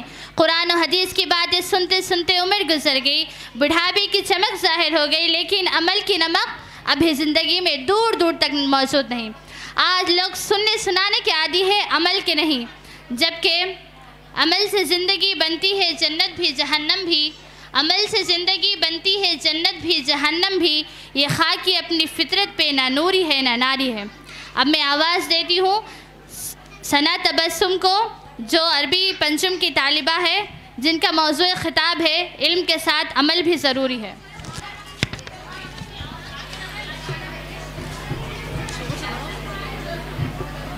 السلام علیکم ورحمۃ اللہ وبرکاتہ۔ الحمدللہ رب العالمین والصلاة والسلام علی نبینا محمد وعلی آلہ واصحابہ اجمعین، اما بعد۔ فأعوذ بالله من الشيطان الرجيم بسم الله الرحمن الرحيم وعلم آدم الأسماء كلها سورہ بقرہ آیت نمبر 31۔ جناب صدر مجلس، حکم صاحبان، محترم اساتذہ کرام، ذمہ داران جمعیت و جماعت و دیگر سامعین و سامعات، آج کے عظیم الشان محفل میں میرا موضوع کلام ہے علم کے ساتھ عمل بھی ضروری ہے۔ میری دینی بہنوں، اللہ تعالیٰ نے حضرت آدم علیہ السلام کی تخلیق کے بعد جن اسباب اور خصوصیات کی بنا پر ان کو فرشتوں پر فضیلت عطا فرمائی، اس میں سے ایک اہم سبب زیور علم سے ان کو مزین کرنا تھا۔ اللہ تعالیٰ نے حضرت آدم علیہ السلام کو ان چیزوں سے نوازا تھا جس سے فرشتے ناواقف تھے، جیسا کہ قرآن مجید میں اللہ تعالیٰ کا ارشاد ہے وَعَلَّمَ آدَمَ الْأَسْمَاءَ كُلَّهَا سورہ بقرہ آیت نمبر 31۔ اللہ تعالیٰ نے حضرت آدم علیہ السلام کو تمام چیزوں کے نام سکھا دیے۔ دوسری جگہ اللہ تعالیٰ کا ارشاد ہے علم الانسان ما لم يعلم سورہ علق آیت نمبر 5۔ اللہ نے انسان کو وہ سکھایا جسے وہ نہیں جانتا تھا۔ ان آیتوں سے علم کی اہمیت و فضیلت کے ساتھ ساتھ بنی نوع انسان کی دوسری مقالین کے درمیان جو بنیادی فرق ہے اس کو برقرار رکھنا ضروری ہے، اور یہ فرق اسی وقت برقرار رہ سکتا ہے جب ہم اپنے علم کے مطابق زندگی گزاریں، بس صورتی دیگر ہمارا علم ضائع ہو کر رہ جائے گا۔ مثلا اگر کوئی ڈاکٹر اپنے علم کا استعمال نہ کرے تو کیا اس کا علم کسی کام کا رہ جائے گا؟ اس کے پاس میڈیکل کورسز کی جو سندیں ہیں کیا اس کے لیے کافی ہوگی؟ ہرگز نہیں۔ بالکل اسی طرح اگر ہم عالمیت و فضیلت کی سندیں حاصل تو کر لیں مگر اپنے علم کے مطابق عمل نہ کریں تو کیا یہ سندیں ہمارے لیے کافی ہوگی؟ میری دینی بہنوں، آج کل ایسے علماء فضلاء کی کثرت ہے جو دینی و ملی مسائل پر لچے دار تقریریں کرتے ہیں، اپنے نام کنیت کے ساتھ فضیلت الشیخ کا اضافہ کرنا نہیں بھولتے۔ وہ لوگوں کو عمل پر ابھارتے ہیں مگر وہ خود اپنی ذاتی زندگی میں بے عملی کا شکار رہتے ہیں۔ علم کے ساتھ ساتھ عمل کی جو اہمیت ہے اس کا اندازہ اس سے لگایا جا سکتا ہے کہ اللہ تعالیٰ نے قرآن مجید میں تقریباً 100 سے زائد آیات میں ایمان کے بعد عمل صالح کی شرط لگائی، جیسا کہ اللہ تعالیٰ کا ارشاد ہے وَأَمَّا مَنْ آمَنَ وَعَمِلَ صَالِحًا فَلَهُ جَزَاءً الْحُسْنَى سورہ کہف آیت نمبر 88۔ ہاں، جو لوگ ایمان لائے اور نیک اعمال کرے اس کے لیے تو بدلے میں بھلائی ہے۔ دوسری جگہ اللہ تعالیٰ کا ارشاد ہے فَمَنْ يَعْمَلْ مِثْقَالَ ذَرَّةٍ خَيْرًا يَرَهُ وَمَنْ يَعْمَلْ مِثْقَالَ ذَرَّةٍ شَرًّا يَرَهُ سورہ زلزال آیت نمبر 7-8۔ بس جس نے ذرہ برابر نیکی کی ہوگی وہ اسے دیکھ لے گا، اور جس نے ذرہ برابر برائی کی ہوگی وہ اسے دیکھ لے گا۔ میری اسلامی بہنوں، جو لوگ بڑی بڑی ڈگریاں حاصل کر کے اطمینان کے ساتھ بیٹھے ہوئے ہیں انہیں اپنے اندر تبدیلی لانی چاہیے، کیونکہ کل قیامت کے روز یہ ڈگریاں ان کو کوئی فائدہ نہیں دے گی۔ علامہ اقبال رحمۃ اللہ علیہ نے کیا خوب کہا ہے عمل سے زندگی بنتی ہے جنت بھی جہنم بھی، عمل سے زندگی بنتی ہے جنت بھی جہنم بھی، یہ خاک کی اپنی فطرت میں نہ نوری ہے نہ ناری ہے۔ علم و عمل لازم و ملزوم ہے، عمل کے بغیر علم بے سود ہے۔ عالمیت و فضیلت کی ڈگریاں جمع کر لینے سے علماء فضلاء کی صف میں شامل تو ہو سکتے ہیں مگر اس سے ہمیں کوئی قربی فائدہ حاصل نہیں ہوگا، کیونکہ آخرت میں ہمیں عمل کے مطابق بدلہ ملے گا نہ کہ علم کے مطابق۔ اب آخر میں اللہ تعالیٰ سے دعا ہے کہ اللہ تعالیٰ ہم سب کو علم کے ساتھ عمل کرنے کی توفیق عطا فرمائے، آمین۔ وآخر دعوانا ان الحمدللہ رب العالمین۔ السلام علیکم ورحمۃ اللہ وبرکاتہ۔ اب میں نبیلہ خاتون کا آواز دیتی ہوں کہ وہ آئے اور نماز کی اہمیت پر لب کشائی کرے۔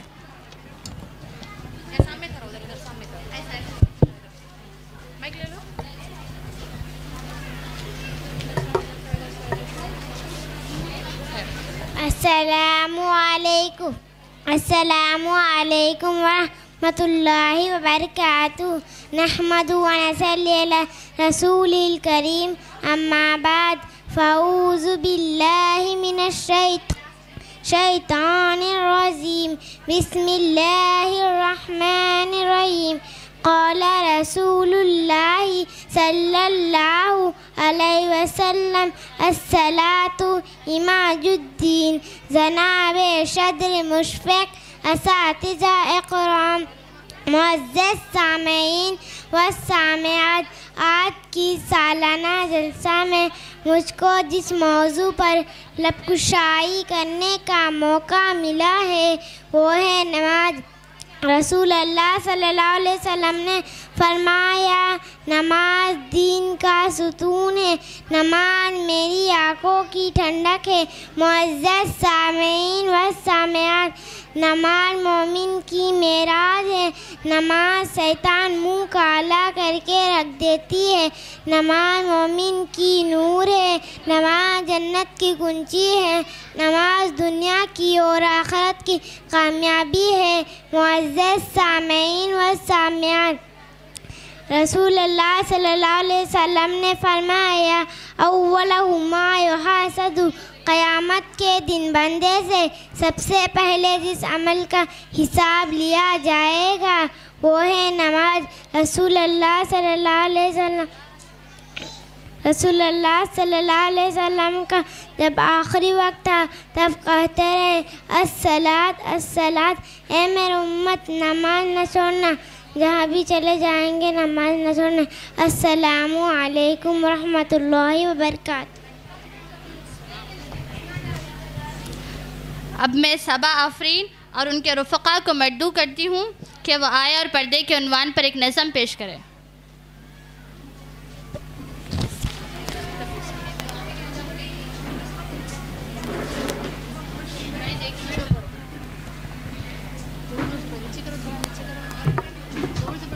السلام علیکم ورحمۃ اللہ وبرکاتہ۔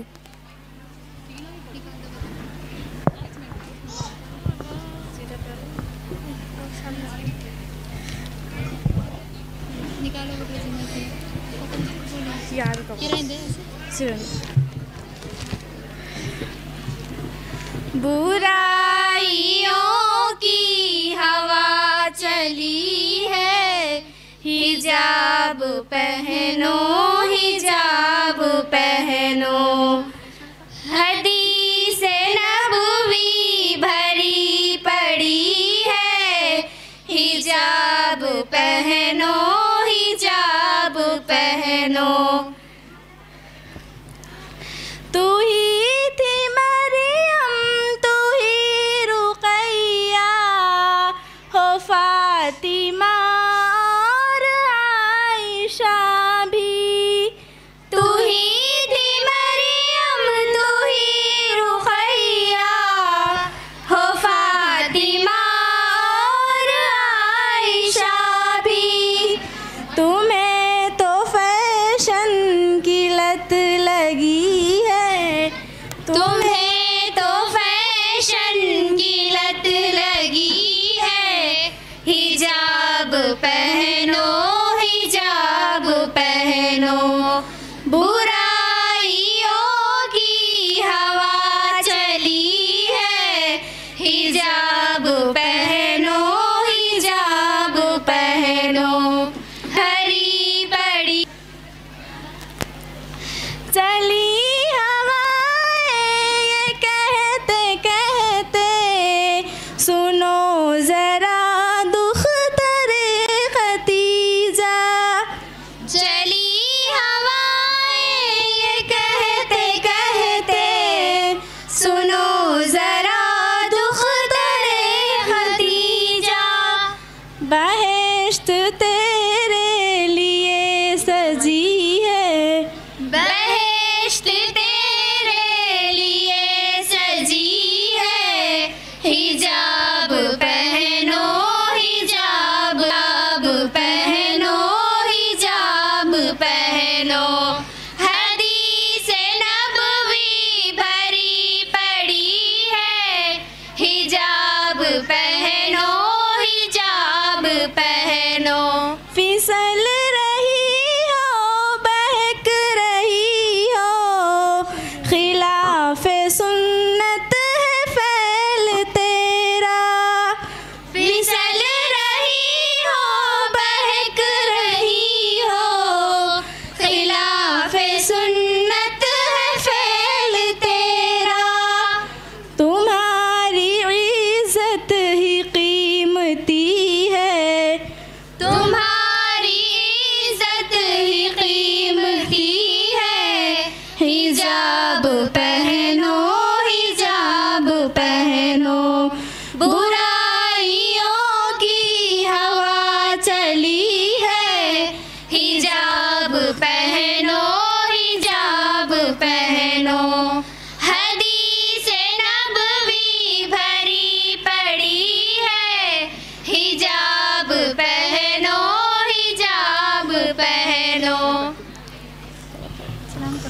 بہت گناہوں میں بھی ڈوبا ہوا ہوں شارق خدا بچائے.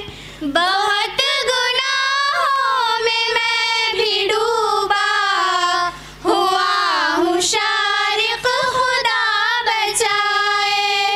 مگر میری التجا یہی ہے، مگر میری التجا یہی ہے، حجاب پہنو حجاب پہنو. برائیوں کی ہوا چلی ہے، حجاب پہنو حجاب پہنو. حدیث نبوی بھری پڑی ہے، حجاب پہنو حجاب پہنو. السلام علیکم. اب میں دعوت دیتی ہوں عائشہ صدیقہ کو، جو عربی اول کی طالبہ ہے، جن کی تقریر کا عنوان ہے اخلاص نیت.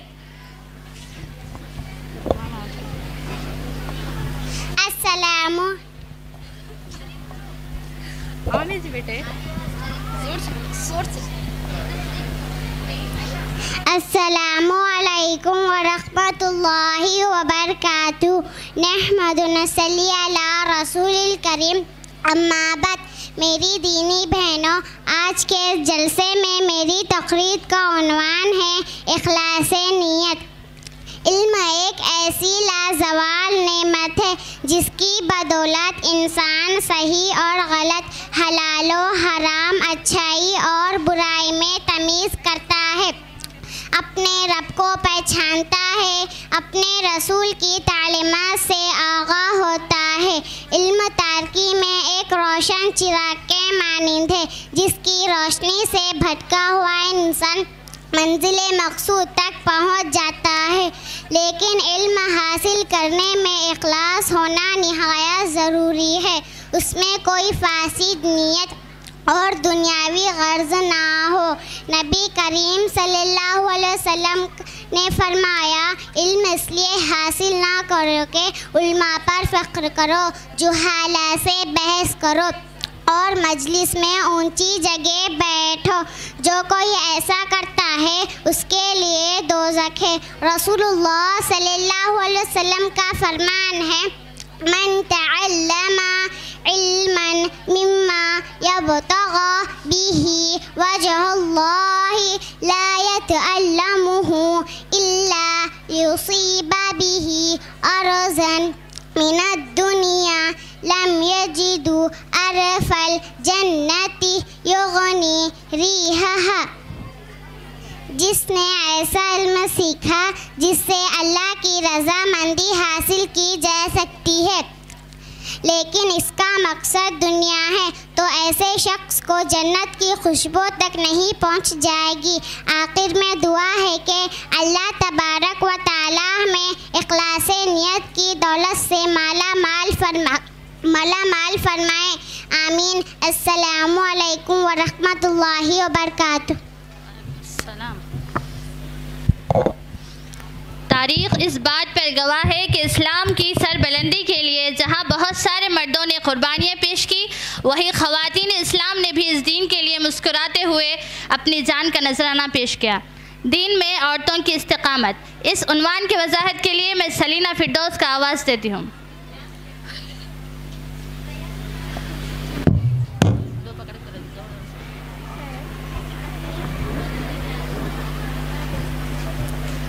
السلام علیکم ورحمۃ اللہ وبرکاتہ. الحمد للہ رب العالمین والعاقبۃ للمتقین والصلاة والسلام على اشرف الانبیاء والمرسلین وعلى آلہ واصحابہ اجمعین. اما بعد. قال اللہ تبارک وتعالی فی القرآن المجید، اعوذ باللہ من الشیطان الرجیم، بسم اللہ الرحمن الرحیم. ان الذین قالوا ربنا اللہ ثم استقاموا تتنزل علیہم الملائکہ الا تخافوا ولا تحزنوا وابشروا بالجنة التي كنتم توعدون. محترم صدر مجلس، اساتذہ اکرام، حکم صاحبان اور میری پیاری دینی بہنوں، آج کے اس سالانہ انجمن میں میری تقریر کا عنوان ہے دین میں عورتوں کی استقامت۔ عطا کر حوصلوں کو استقامت، عطا کر حوصلوں کو استقامت، میرے معبود تنہا رہ گئی ہوں۔ میری دینی بہنوں، یہ دنیا دارالامتحان ہے، یہاں ہر قسم کی تکلیفوں اور مصیبتوں کا سامنا کرنا پڑتا ہے، کبھی خوشی آتی ہے تو کبھی غم۔ انسان اگر چند روز کی زندگی میں آنے والی مصیبتوں کو صبر اور استقامت کے ساتھ برداشت کرتا ہے تو وہ اللہ کا مقرب بندہ بن جاتا ہے۔ جو شخص آنے والی مصیبتوں کو بخوشی اپناتا ہے اور اپنے دل و زبان کو شکوہ و شکایت سے روکتا ہے تو ایسے آدمی کے لیے اللہ رب العالمین نے بے حساب اجر تیار رکھا ہے، جیسے کہ اللہ رب العالمین نے سورہ زمر آیت نمبر 10 میں ارشاد فرمایا، انما یوفی الصابرون اجرہم بغیر حساب، بے شک صبر کرنے والوں کو ان کی مزدوری بے حساب ملے گی۔ استقامت کہتے ہیں آدمی حق بات کو اختیار کرے، اختیار کرنے کے بعد ڈنکے کی چوٹ پر اس کا اعلان کرے، اعلان کرنے کے بعد پھر اس پر ڈٹ جائے۔ رب کائنات نے ایسے لوگوں کے بارے میں فرمایا، سورہ حامیم سجدہ آیت نمبر 30 میں، ان الذین قالوا ربنا اللہ ثم استقاموا، بے شک جن لوگوں نے کہا میرا رب صرف اور صرف اللہ ہے، پھر اس پر ڈٹ گئے، یعنی صبر کیا، استقامت اختیار کی۔ تتنزل علیہم الملائکہ، اللہ کے فرشتے ان پر آسمان سے نازل ہوتے ہیں، کیا کہتے ہوئے؟ اللہ تخافوا ولا تحزنوا وابشروا بالجنہ، تم کچھ بھی اندیشہ اور غم نہ کرو، تمہارے لیے تو جنت کی خوشخبریاں ہیں۔ میری دینی بہنوں، یہ خوشخبریاں عام لوگوں کو نہیں ملتی، یہ خوشخبریاں ملتی ہے تو ایمان کے بعد استقامت اختیار کرنے والے لوگوں کو ملتی ہے۔ اور یہ بھی یاد رکھو، رب کائنات تمہیں ضرور بضرور آزمائے گا، جیسے کہ اللہ رب العالمین نے سورہ بقرہ آیت نمبر 155 میں فرمایا، وَلَنَبْلُوَنَّكُمْ بِشَيْءٍ مِّنَ الْخَوْفِ وَالْجُوعِ وَنَقْصٍ مِّنَ الْأَمْوَالِ وَالْأَنفُسِ وَالثَّمَرَاتِ وَبَشِّرِ الصَّابِرِينَ، ہم تمہیں ضرور بر ضرور مختلف چیزوں سے آزمائیں گے، خوف کے ذریعے، بھوک کے ذریعے، جانوں میں کمی کر کے، مالوں میں کمی کر کے، تو کبھی پھلوں میں کمی کر کے۔ خوشخبری سنا دیجئے صبر کرنے والوں کو۔ لیکن آج ہمارا حال یہ ہے کہ ہمیں ذرا سی آزمائش آئی کہ ہمارے پیروں میں لغزش آ گئے، رزق کی مار ہم برداشت نہیں کرتے، کاروبار کی مار ہم برداشت نہیں کرتے، وقت کی مار ہم برداشت نہیں کرتے۔ کیا یہی استقامت ہے؟ استقامت اس کو نہیں کہتے میری بہنوں، استقامت کا معنی سمجھنا ہے تو سمیہ رضی اللہ عنہا کا واقعہ سنو۔ سمیہ رضی اللہ عنہا کو ننگا کر کے تپتی ہوئی ریت پلٹا دیا گیا اور کہا گیا اسلام سے پلٹ آؤ۔ سمیہ رضی اللہ عنہا نے کہا اگر آج کے ریت کا عذاب کل آخرت کے عذاب سے بچا لے تو سودا مہنگا نہیں ہے۔ کس بات سے پلٹ آئے انکار کرنے پر؟ ان کو دونوں اونٹوں سے باندھ دیا گیا، ایک پیر ایک اونٹ کے ساتھ تو دوسرا پیر دوسرے اونٹ کے ساتھ، ایک رخ مشرق کی طرف کر دیا گیا تو دوسرا رخ مغرب کی جانب کر دیا گیا۔ ابو جہل نیزہ اٹھائے ہوئے کہا اے سمیہ جانتی ہو تمہارا انجام کیا ہونے والا ہے؟ کہا میرے انجام کو کیا پوچھتے ہو، اپنے انجام کی فکر کرو کہ اس کے بدلے قیامت کے دن تمہارے ساتھ کیا انجام ہونے والا ہے۔ ارے یہ تو چند لمحوں کی زندگی ہے، گزر جائیں گی، اس انجام کا سوچو جو انجام کبھی ختم نہ ہوگا۔ چنانچہ ابو جہل نے نیزہ مارا، چیخ نکلی، جسم کٹ گئے، دونوں اونٹ کھینچتے ہوئے دو جانب چلے گئے۔ لیکن دیکھنے والوں نے دیکھا کہ اس وقت بھی سمیہ رضی اللہ عنہا کے لبوں پر مسکراہٹ تھی، اتنی بے دردی سے مارا گیا لیکن لبوں سے مسکراہٹ نہ چھین سکے۔ ارے انہیں کیا پتا تھا، تتنزل علیہم الملائکہ، اللہ کے فرشتے ان پر آسمان سے جنت کی خوشخبریاں لے کر نازل ہوتے ہیں۔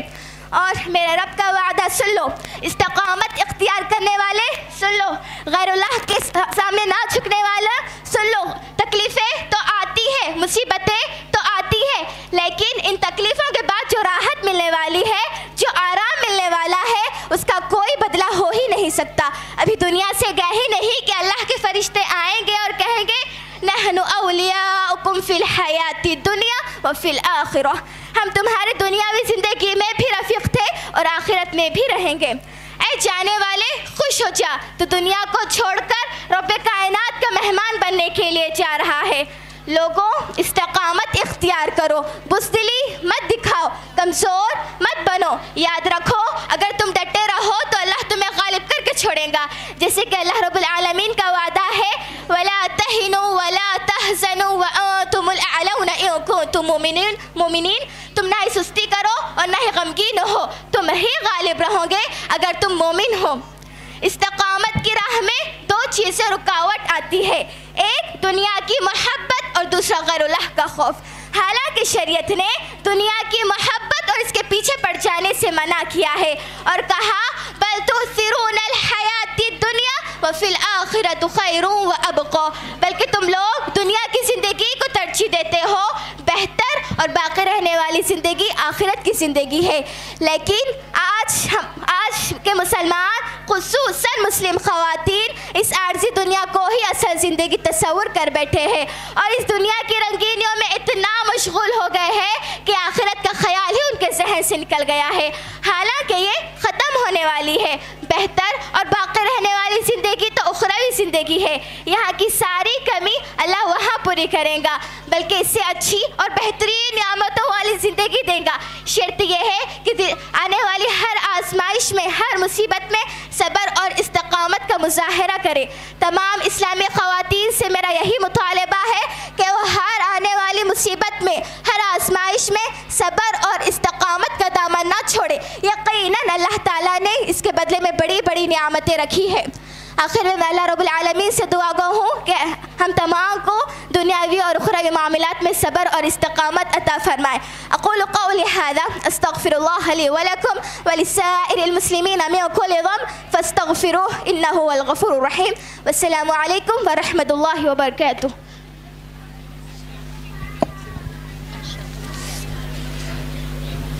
مدرسہ ام سلیم رضی اللہ عنہا للبنات کی آن لائن تعلیم حاصل کرنے والی طالبہ محترمہ اختر سلطانہ صاحبہ کو میں دعوت سخن دیتی ہوں، جن کا موضوع سخن ہے محبت رسول صلی اللہ علیہ وسلم کا معیار۔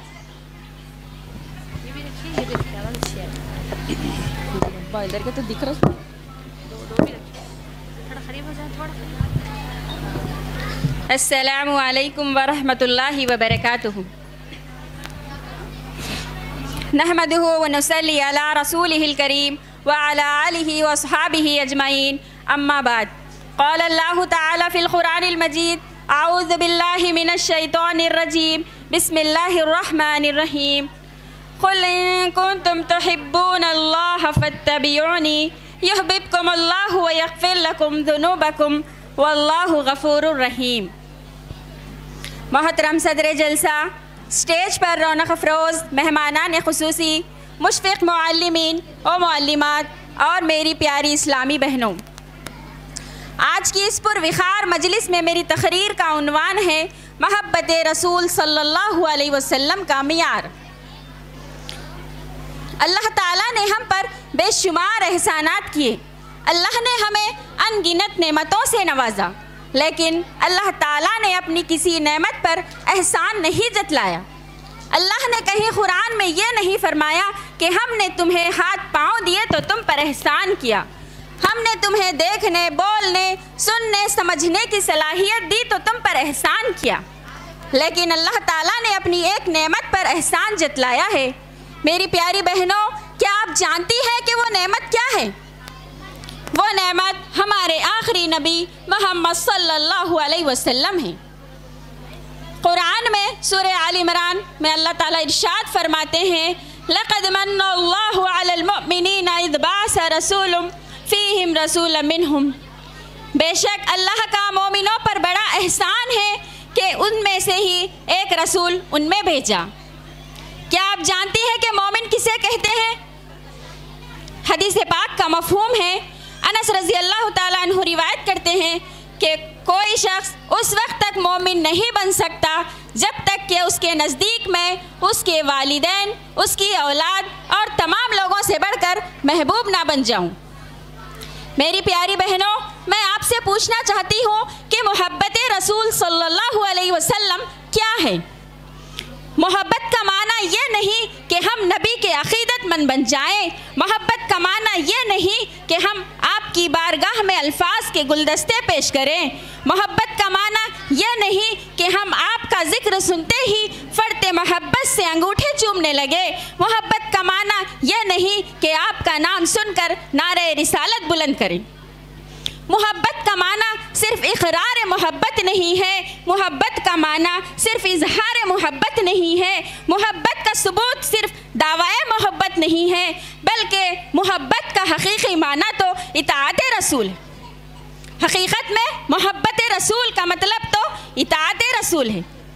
अगर कोई शख्स किसी से मोहब्बत का दम भरे, उसकी ख्वाहिशों और उम्मीदों को पूरा ना करे, उसकी बातों का लिहाज और ख्याल ना करे, तो वो अपने दावाए मोहब्बत में झूठा है।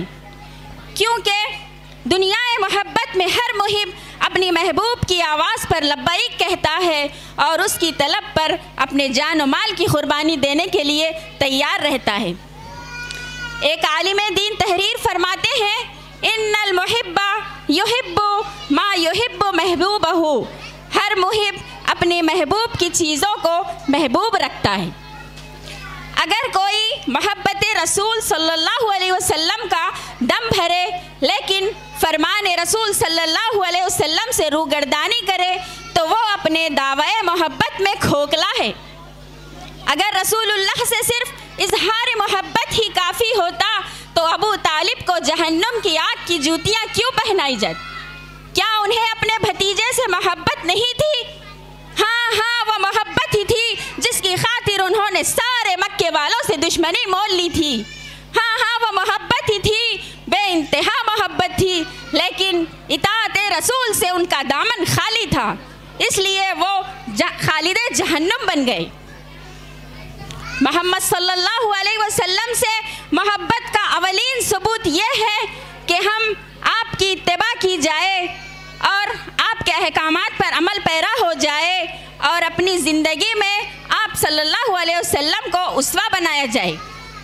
लेकिन अफसोस मेरी बहनों, अफसोस, हमने आज मुहिब रसूल सल्लल्लाहु अलैहि वसल्लम को सिर्फ मीलाद की महफिल मुनक्किद करने और नात रसूल सल्लल्लाहु अलैहि वसल्लम बयान करने तक महदूद कर लिया और इताअत रसूल सल्लल्लाहु अलैहि वसल्लम से कोसों दूर हो गए। किसी शायर ने क्या खूब कहा है, मुहम्मद की इताअत दीन हक़ की शर्त अव्वल है, मुहम्मद की इताअत दीन हक़ की शर्त अव्वल है, इसमें होगर खामी तो सब कुछ नामुकम्मल है। आखिर में अल्लाह ताला से दुआ है कि अल्लाह ताला हम सब को अल्लाह ताला से और अल्लाह के रसूल सल्लल्लाहु अलैहि वसल्लम से सच्ची मोहब्बत करने वाला बनाए। आमीन। व आखिरु दावाना अनिल हम्दुलिल्लाहि रब्बिल आलमीन। अस्सलामु अलैकुम व रहमतुल्लाहि व बरकातहू।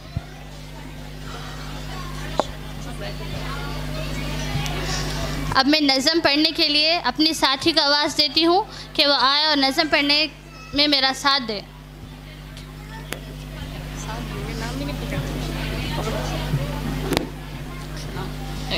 अस्सलामु अलैकुम व रहमतुल्लाहि व बरकातहू। हम सफ़र हम नवा हम नशी हम कदम, हम सफ़र हम नवा हम नशी हम कदम, वालिदे मोहतरम वालिदे मोहतरम। अपनी सब ख्वाहिशों का गला घोट कर रोज़ व शब जिस पे गालिब रहे फिक्र घर, अपनी सब ख्वाहिशों का गला घोट कर रोज़ व शब जिस पे गालिब रहे फिक्र घर। ज़ाहिरन सख्त है बातिनन है नरम, ज़ाहिरन सख्त है बातिनन है नरम, वालिदे मोहतरम वालिदे मोहतरम। परवरिश तरबियत में न छोड़ी कसर, फिक्र औलाद में की सफ़र दर सफ़र। परवरिश तरबियत में न छोड़ी कसर, फिक्र औलाद में की सफ़र दर सफ़र।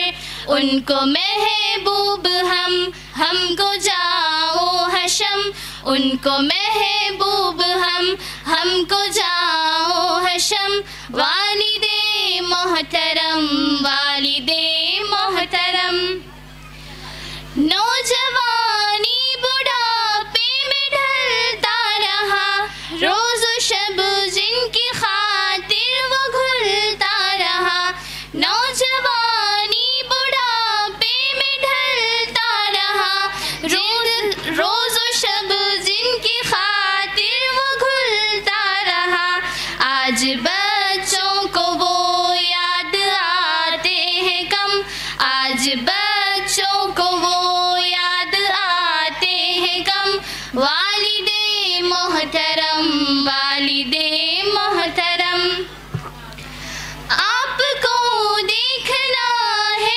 عبادت میری آپ کے کام آنا سعادت میری آپ کو دیکھنا ہے عبادت میری آپ کے کام آنا سعادت میری آپ میرے تو میرے ہیں لوح و قلم آپ میرے تو میرے ہیں لوح و قلم والد محترم والد محترم ہم نے سمجھا نہیں ہے مقام آپ کا گھر میں رحمت ہی رحمت قیام آپ کا ہم نے سمجھا نہیں ہے مقام آپ کا گھر میں رحمت ہی رحمت قیام آپ کا آپ کو دیکھنا دیکھنا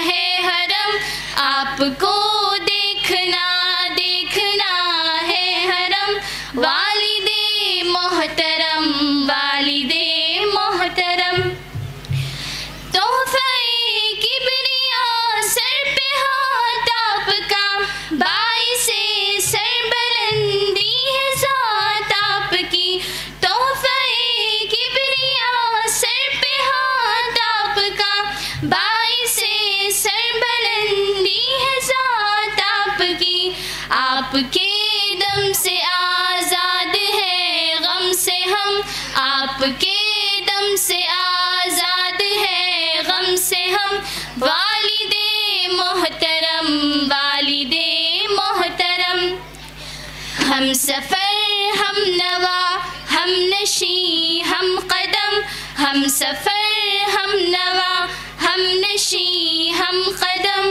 والد محترم والد محترم السلام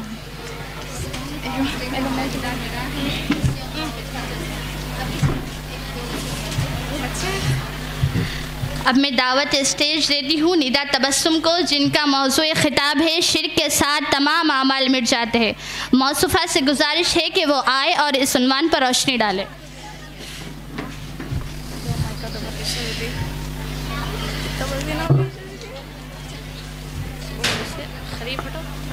السلام علیکم ورحمۃ اللہ وبرکاتہ الحمد للہ کفا والسلام علی عبادہ الذین اصطفى اما بعد فاعوذ باللہ من الشیطان الرجیم بسم اللہ الرحمن الرحیم ولو اشرکوا لحبط عنہم ما كانوا يعملون صدر انجمن مشفق اساتذہ محترم خواتین اور میری دینی بہنوں آج کے اس جلسے میں میری تقریر کا عنوان ہے شرک سے تمام اعمال مٹ جاتے ہیں اللہ تعالیٰ کا فرمان ہے ولو اشرکوا لحبط عنہم ما كانوا يعملون اور اگر فرائض یا 18 انبیاء حضرات بھی شرک کرتے تو ان کے تمام اعمال اکارت ہو جاتے یعنی 18 انبیاء کے اسم اکرام ذکر کر کے اللہ تعالیٰ فرما رہا ہے اگر یہ حضرات بھی شرک کرتے تو ان کے تمام عمل برباد ہو جاتے دوسرے مقام پر نبی صلی اللہ علیہ وسلم سے خطاب فرماتے ہوئے اللہ تعالیٰ نے ارشاد فرمایا لئن اشرکت لیحبطن عملک اے پیغمبر اگر آپ نے بھی شرک کیا تو آپ کے سارے عمل برباد ہو جائیں گے حالانکہ پیغمبر شرک سے محفوظ ہوتے ہیں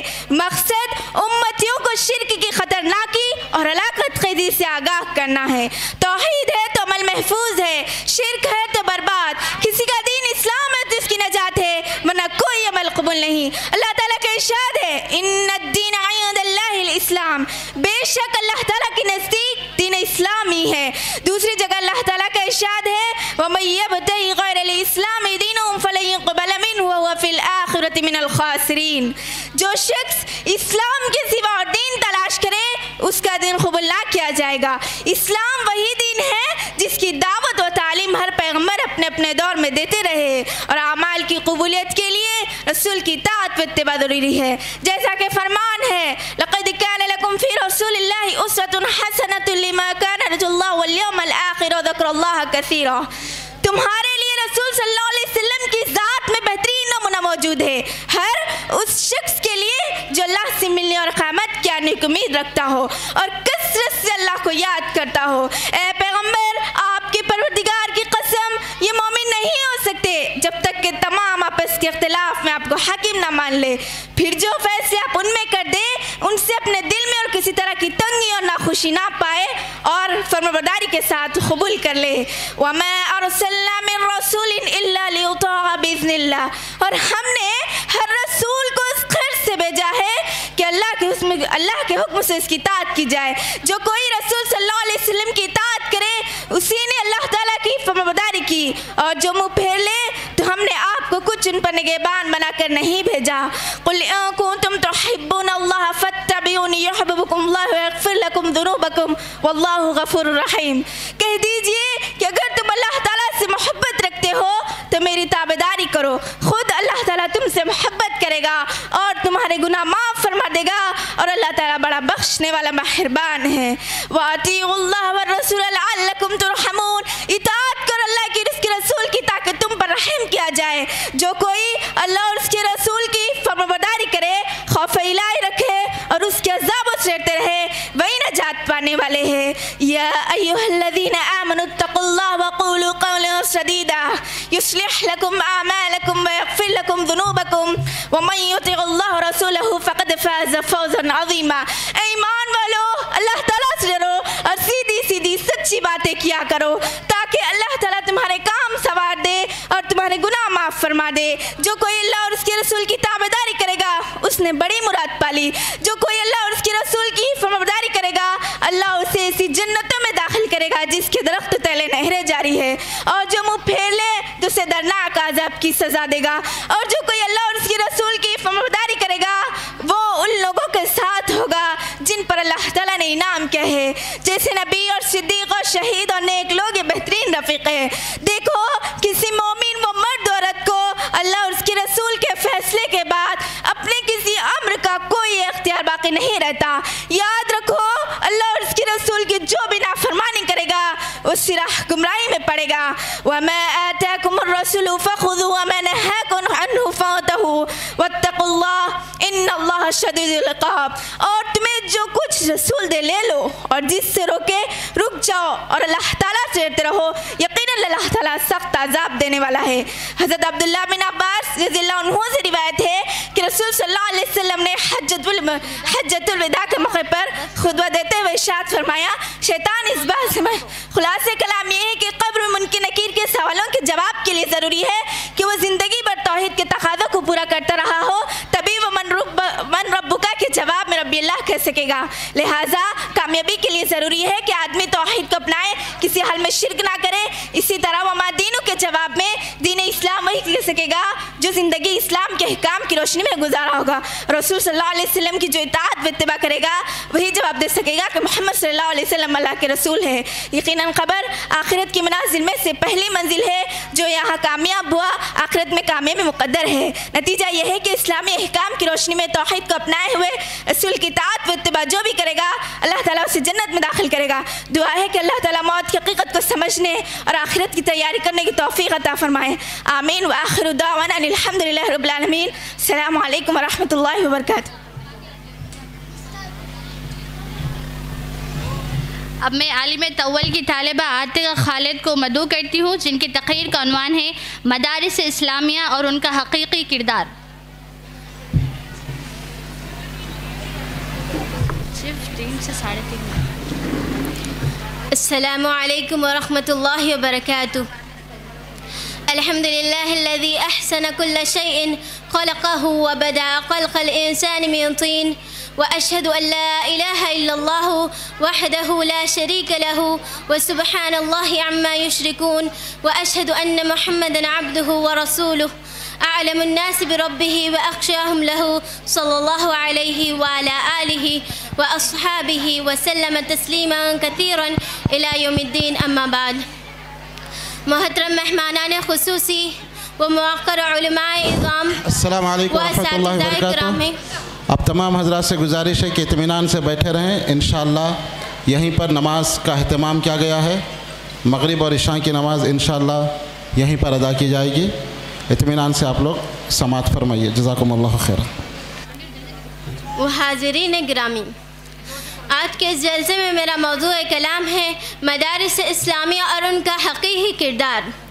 حاضرین گرامی، اسلام اور مسلمانوں کی بقا و تحفظ میں مدارس اسلامیہ کی ہماگر خدمات روز روشن کی طرح آیا ہے. مدارس اسلامیہ کے قیام کا اصل اور بنیادی مقصد کتاب و سنت کی صحیح تعلیم، علوم اسلامیہ کی ترویج و اشاعت، باطل عقائد و نظریات کی تردید، دین کی صحیح دعوت و تفہیم اور ملک و ملت کی تعمیر و ترقی ہے. یوں تو مدارس کے قیام کی ابتدا 4 صدی ہجری کے آخر سے بیان کی جاتی ہے، لیکن حقیقت یہ ہے کہ مسلمانوں میں دینی تعلیم کے اہتمام کا سلسلہ عہد نبوی صلی اللہ علیہ وسلم سے شروع ہو چکا تھا. مکی دور میں دار ارقم اور مدنی دور میں مسجد قباء، مسجد نبوی صلی اللہ علیہ وسلم اور صفہ کے چبوترے پر صحابہ کرام رضی اللہ عنہم اپنی علمی پیاس بجھایا کرتے تھے. 4ویں و 5ویں صدی کے معروف دینی مدرسوں میں مصر کا جامعہ ازہر اصفہان کا مدرسہ ابو بکر اصفہانی اور بغداد کا مدرسہ نظامیہ شامل ہے. اس کے بعد تو پوری دنیا میں مدارس اسلامیہ کا جال بچھا دیا گیا. آج ہمارے ہندوستان میں لاکھوں مدارس و مکاتب بحسن خوبی اپنے فرائض انجام دے رہے ہیں. محترم حاضرین، اگر ہم مدارس اسلامیہ کے حقیقی کردار کا جائزہ لیں تو یہ بات روز روشن کی طرح عیاں ہو جاتی ہے کہ مختلف میدانوں میں مدارس نے جو خدمات انجام دی ہے وہ ناقابل بیاں ہیں. خلفائے راشدین جیسے عادل و فاتح سیاست داں درسگاہ نبوت کی دین ہے. مسجد نبوی میں تعلیم حاصل کر کے حضرت عائشہ رضی اللہ عنہا، عبداللہ بن عمر رضی اللہ عنہما اور عبداللہ بن عباس رضی اللہ عنہما جیسے ماہرین حدیث تفسیر اور فقہ پیدا ہوئے. خالد بن ولید رضی اللہ عنہ، عمرو بن عاص رضی اللہ عنہ اور امیر معاویہ. یہیں سے معاذ بن جبل رضی اللہ عنہ اور علی بن ابی طالب رضی اللہ عنہ جیسے قاضی معلم اور مفتی پیدا ہوئے. اور مدرسہ صفہ سے ابو ہریرہ رضی اللہ عنہ جیسے ماہر حدیث نکلے. محترم حضرات، ان مدارس اسلامیہ سے ایسے لوگ بھی فارغ ہوئے ہیں جنہوں نے اپنی دور اندیشی اور بالغ نظری کا ثبوت دیتے ہوئے مسلمانوں کی عصری تعلیم کے لیے اسکول، کالج اور یونیورسٹیوں کی بنیاد رکھی. چنانچہ جامعہ ملیہ اسلامیہ کی بنیاد مولانا محمود الحسن رحمہ اللہ نے رکھی اور مولانا محمد علی جوہر رحمہ اللہ نے اس ادارے کی نشوونما میں اہم رول ادا کیا. اسی طرح مسلم یونیورسٹی علی گڑھ کو بلندیوں تک پہنچانے میں علامہ شبلی نعمانی رحمہ اللہ جیسے فارغین مدارس کے خدمات کا انکار نہیں کیا جا سکتا ہے. تاریخ گواہ ہے کہ شاہ ولی اللہ محدث دہلوی رحمہ اللہ نے جنگ آزادی کی تحریک چلائی اور آپ کی درس و تدریس کا اثر یہ ہوا کہ شاہ عبدالعزیز محدث دہلوی رحمہ اللہ نے فرنگی مظالم کے خلاف ہندوستانیوں کو جہاد کے لیے آمادہ کیا. علماء صادق پور کی عظیم المثال خدمات کا اعتراف پنڈت جواہر لال نہرو نے ان الفاظ کے ساتھ کیا ہے کہ ملک کی آزادی کے لیے ہندوستان کے تمام لوگوں کی قربانیوں کو ترازو کے ایک پلڑے میں رکھ دیا جائے اور علماء صادق پور کی قربانیوں کو دوسرے پلڑے میں رکھ دیا جائے، تب بھی علماء صادق پور کی قربانیوں کا پلڑا بھاری ہوگا. تارا چند نے اپنی کتاب میں لکھا ہے کہ جنگ آزادی میں 5 لاکھ علماء اہل حدیث کو انگریزوں نے شہید کر ڈالا. اسی طرح مولانا ابوالکلام آزاد رحمہ اللہ نے میدان صحافت سے البلاغ اور الحلال کے ذریعے پورے ملک کے دلوں کو انگریزوں کے تسلط سے آزاد کرانے کی سوچ بخشی اور اسی لیے مولانا کو بار بار جیل کا منہ بھی دیکھنا پڑا. محترم حاضرین، کتنی افسوسناک اور حیرت انگیز بات ہے کہ جن مدارس نے ملک و ملت کو ہزاروں مصلحین، لاکھوں امن کے داعی اور کروڑوں امن پسند شہری عطا کیے، جن مدارس نے آزادی ہند کے خاطر سینکڑوں قائدین اور ہزاروں مجاہدین پیدا کیے، آج انہی مدارس کے خلاف تحریکیں چلائی جا رہی ہے کہ مدرسوں کا وجود ملک کی سالمیت کے لیے خطرہ ہے. وہاں دہشت گردوں کو پناہ دی جاتی ہے اور ان کی تربیت کا اہتمام کیا جاتا ہے. اس کے نتیجے میں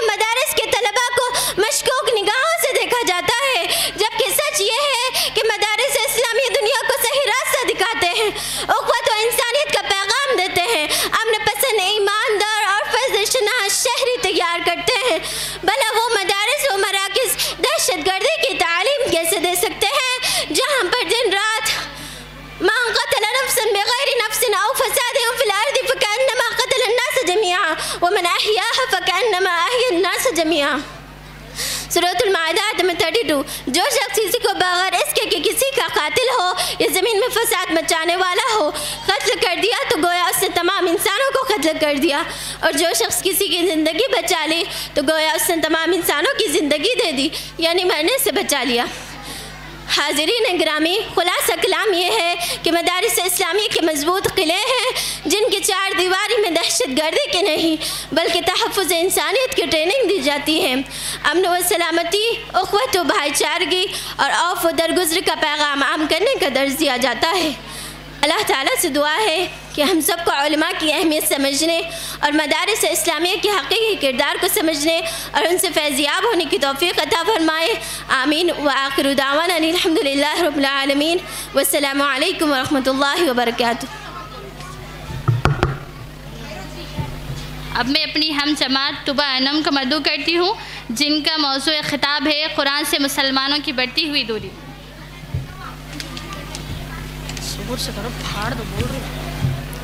السلام علیکم ورحمۃ اللہ وبرکاتہ۔ نحمده ونصلي على رسوله الكريم اما بعد، قال الله تبارك وتعالى في القرآن المجيد والفرقان الحميد، فاعوذ بالله من الشيطان الرجيم، بسم الله الرحمن الرحيم، إنا نحن نزلنا الذكر وإنا له لحافظون۔ وقال النبي صلى الله عليه وسلم إن الله يرفع بهذا الكتاب أقواما ويدعو به آخرين۔ محترم صدر جلسہ، قابل احترام علماء، سامعین و سامعات اور میری دینی بہنوں، آج کی اس پر رونق مجلس میں میری تقریر کا عنوان ہے قرآن کریم سے مسلمانوں کی بڑھتی ہوئی دوری۔ محترم سامعین و سامعات، قرآن کریم ایک طرف معارف و حکم، مواعظ و عبر کا ایک بحر بے کراں اور رہتی دنیا تک پوری انسانیت کے لیے چشم فیاض ہے، تو دوسری طرف فصاحت و بلاغت، کلام و بیان اور ادب و لغت کا وہ شہکار ہے کہ جس کے سامنے بڑے بڑے ادبا و ماہرین فن گھٹنے ٹیک کر اپنی بے بذاتی اور بے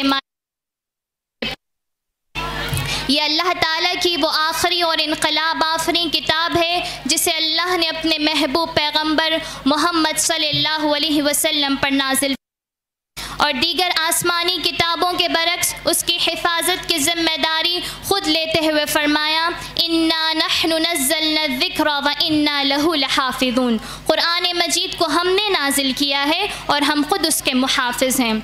قرآن مجید وہ مقدس کتاب ہے جس کو اللہ رب العالمین نے رمضان المبارک میں نازل فرمایا، جیسا کہ ارشاد ربانی ہے شہر رمضان الذی انزل فیہ القرآن ھدی للناس وبینات من الہدی والفرقان۔ رمضان وہ مہینہ ہے جس میں قرآن نازل کیا گیا جو تمام لوگوں کے لیے سراسر ہدایت ہے اور ایسی واضح تعلیمات پر مشتمل ہے جو راہ راست دکھانے والی اور حق و باطل کا فرق کھول کر رکھ دینے والی ہے۔ اس آیت میں اللہ تعالیٰ نے قرآن مجید کو ھدی للناس سے تعبیر کیا۔ معلوم ہوا کہ قرآن مجید تمام لوگوں کے لیے ہدایت ہے، چاہے وہ کسی بھی طرح کا انسان ہو، کسی بھی مذہب کا ماننے والا ہو، اور وہ بھی کیسی ہدایت، اللہ نے اس کی بھی صراحت کر دی وَبَيِّنَاتٍ مِّنَ الْهُدَى۔ چنانچہ یہ وہ کتاب ہے کہ جس کا بھی تعلق اس کتاب سے ہو گیا وہ تمام لوگوں میں ممتاز ہو گیا۔ چنانچہ وہ فرشتہ جو اس کتاب کو لے کر آیا وہ تمام فرشتوں میں افضل، قرآن نے اسے روح امین کا خطاب دے دیا۔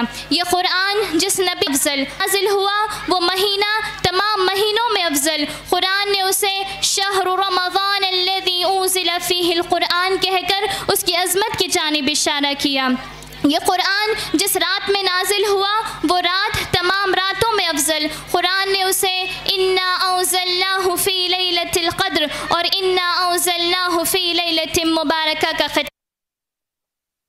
جس امت پر نازل ہوا وہ امت تمام امتوں میں افضل، قرآن نے اسے کنتم خیر امت أخرجت للناس تأمرون بالمعروف وتنهون عن المنکر وتؤمنون باللہ کہہ کر خیر امت کا خطاب دے دیا۔ لیکن افسوس کہ اتنی ساری فضیلتیں نگاہوں کے سامنے ہوتے ہوئے بھی آج مسلمانوں نے قرآن سے دوری اختیار کر لی۔ حالانکہ اگر میں کہوں کہ کائنات میں اگر کوئی کتاب ہے جس میں پورے طور پر انسانی زندگی کا نظام اور مکمل ضابط حیات موجود ہے تو میں کہنے کا حق رکھتی ہوں کہ وہ صرف اور صرف قرآن مجید ہے۔ لیکن افسوس صد افسوس آج نہ مسلمان اپنے آپ میں کتاب اللہ پر چلنے کا حوصلہ پیدا کرتا ہے اور نہ ہی اپنی اولاد اور اہل خانہ کو قرآنی تعلیمات پر عمل پیرا ہونے کی ترغیب دلاتا ہے، جبکہ اللہ کے نبی صلی اللہ علیہ وسلم نے فرمایا خیرکم من تعلم القرآن وعلمہ، تم میں بہتر وہ ہے جو قرآن سیکھے اور سکھائے۔ یہی وجہ ہے کہ کل جن گھروں میں آیات قرآنی کے نغمے گونجا کرتے تھے آج انہی گھروں سے فلمی گانے اور مختلف لغو قسم کی آوازیں آتی ہیں۔ آج مسلمانوں کو قرآن سے دور دیکھ آنکھیں اشکبار ہو جاتی ہیں، چنانچہ ہم دیکھتے ہیں کہ لوگ اقیم الصلاح بھی پڑھتے ہیں اور نماز سے غافل بھی رہتے ہیں، آت الزکاہ بھی پڑھتے ہیں اور زکوٰۃ دینے میں بخالت سے کام بھی لیتے ہیں، اور اتنا ہی نہیں بلکہ قرآن مجید کی تلاوت کے باوجود شرک، خبر پرستی اور آبا پرستی کے دلدل میں دھستے ہوئے نظر آ رہے ہیں۔ قرآن نے لا تشرکوا باللہ کہہ کر شرک کو حرام قرار کر دیا تھا، مگر پھر بھی لوگ شرک کرتے ہیں۔ قرآن نے وَقَضَىٰ رَبُّكَ أَلَّا تَعْبُدُوا إِلَّا إِيَّاهُ وَبِالْوَالِدَيْنِ إِحْسَانًا فرما کر والدین کے ساتھ حسن سلوک کی تعلیم دی تھی، مگر کتنے ہی والدین ایسے ہیں جو اپنی اولاد کے حسن سلوک سے محروم رہ کر ایڑیاں رگڑ رگڑ کر مر جاتے ہیں۔ قرآن نے ان اللہ یحب المحسنین فرما کر لوگوں کے ساتھ حسن معاشرت کی تعلیم دی تھی، مگر لوگوں نے اسے پس پشت ڈال دیا۔ رب کائنات نے ولا یغتب بعضکم بعضا، یعنی کوئی کسی کی غیبت نہ کرے فرما کر معاشرے کو امن و سکون کا گہوارہ بنانے کا حکم دیا تھا، مگر آج تو چغلی کی آگ میں جھلستا نظر آ رہا ہے۔ اس کی وجہ صرف یہ ہے کہ ہم نے صحابہ کرام رضی اللہ عنہم کی حالت زندگی کو بھلا دیا کہ وہ قرآن سے کتنا شغف رکھتے تھے۔ جب صحابہ کرام رضی اللہ عنہم کو کوئی آیت معلوم ہوتی اور اس میں کوئی حکم ہوتا تو صحابہ کرام اپنی جانیں قربان کر دیتے تھے۔ قرآن نے جب اعلان کیا اقیم الصلاۃ تو صحابہ کرام اللہ کے سامنے سجدہ ریز ہو گئے۔ قرآن نے جب اعلان کیا وآتوا الزکاۃ تو سرور کونین کے دربار میں مالوں کا انبار لگ گیا۔ قرآن نے جب اعلان کیا انما الخمر والمیسر والانصاب والازلام رجس من عمل الشیطان فاجتنبوه لعلکم تفلحون، شراب، جوا، آستانے، یہ سب گندے شیطانی کام ہیں، ان سے پرہیز کرو تاکہ تمہیں فلاح نصیب ہو۔ تو خمر کے شیدائیوں نے شراب چھوڑ دی، مٹکے پھوڑ دیے، میخانے ویران ہو گئے اور مدینے کی گلیوں میں شراب بہ پڑی۔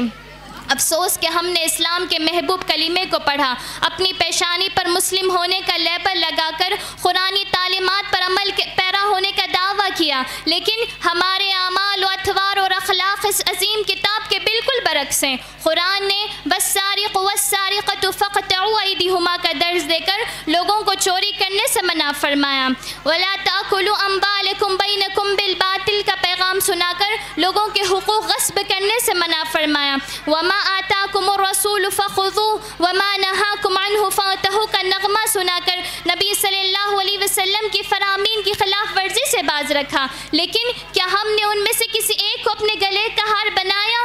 اگر ایک کو اپنایا بھی تو دوسرے کو ترک کر دیا۔ ہمارا دعویٰ جھوٹا تھا جب نبی اللہ سے شکایت کریں گے یا رب ان قوم اتخذوا هذا القرآن مہجورا، اے میرے رب بے شک میری قوم نے اس قرآن کو چھوڑ دیا تھا، تو اس وقت ہم کیا جواب دیں گے؟ اس وقت ہماری حالت خاشعۃ ابصارہم ترہقہم ذلہ کے مثل ہوں گی۔ آج قرآن کریم سے دوری اختیار کرنے، اس کی تلاوت نہ کرنے اور اس کے معنی اور مفہوم کو نہ سمجھنے ہی کا نتیجہ ہے کہ ہر جگہ ذلت و خواری ہماری مقدر بن چکی ہے، ہماری شان و شوکت جاؤ چشمن زوال پذیر ہو گئی، اور نبی صلی اللہ علیہ وسلم کا فرمان کیوں کر غلط ہو سکتا تھا؟ آپ نے فرمایا ان اللہ یرفع بہذا الکتاب اقواما ویدعو بہ ہی آخرین، وہ زمانے میں معزز تھے مسلمان ہو کر، وہ زمانے میں معزز تھے مسلمان ہو کر، اور ہم خوار ہوئے تاریک خراں ہو کر۔ آخر میں اللہ رب العالمین سے دعا ہے کہ وہ ہم تمام کو قرآنی احکامات کو سمجھنے کے ساتھ ساتھ اس پر عمل کرنے کی توفیق عنایت فرمائیں، آمین۔ وآخر دعوانا الحمد للہ رب العالمین۔ السلام علیکم۔ السلام علیکم ورحمۃ اللہ وبرکاتہ۔ تمام سامعین و سامعات سے گزارش کی جاتی ہے کہ وہ مغرب اور عشاء کی نماز ادا کر لیں۔ یہیں پر انتظام کیا گیا ہے، وضو سے فارغ ہو جائیں اور مغرب اور عشاء کی جمع بین الصلاتین ادا کر لیں۔ جزاکم اللہ خیر۔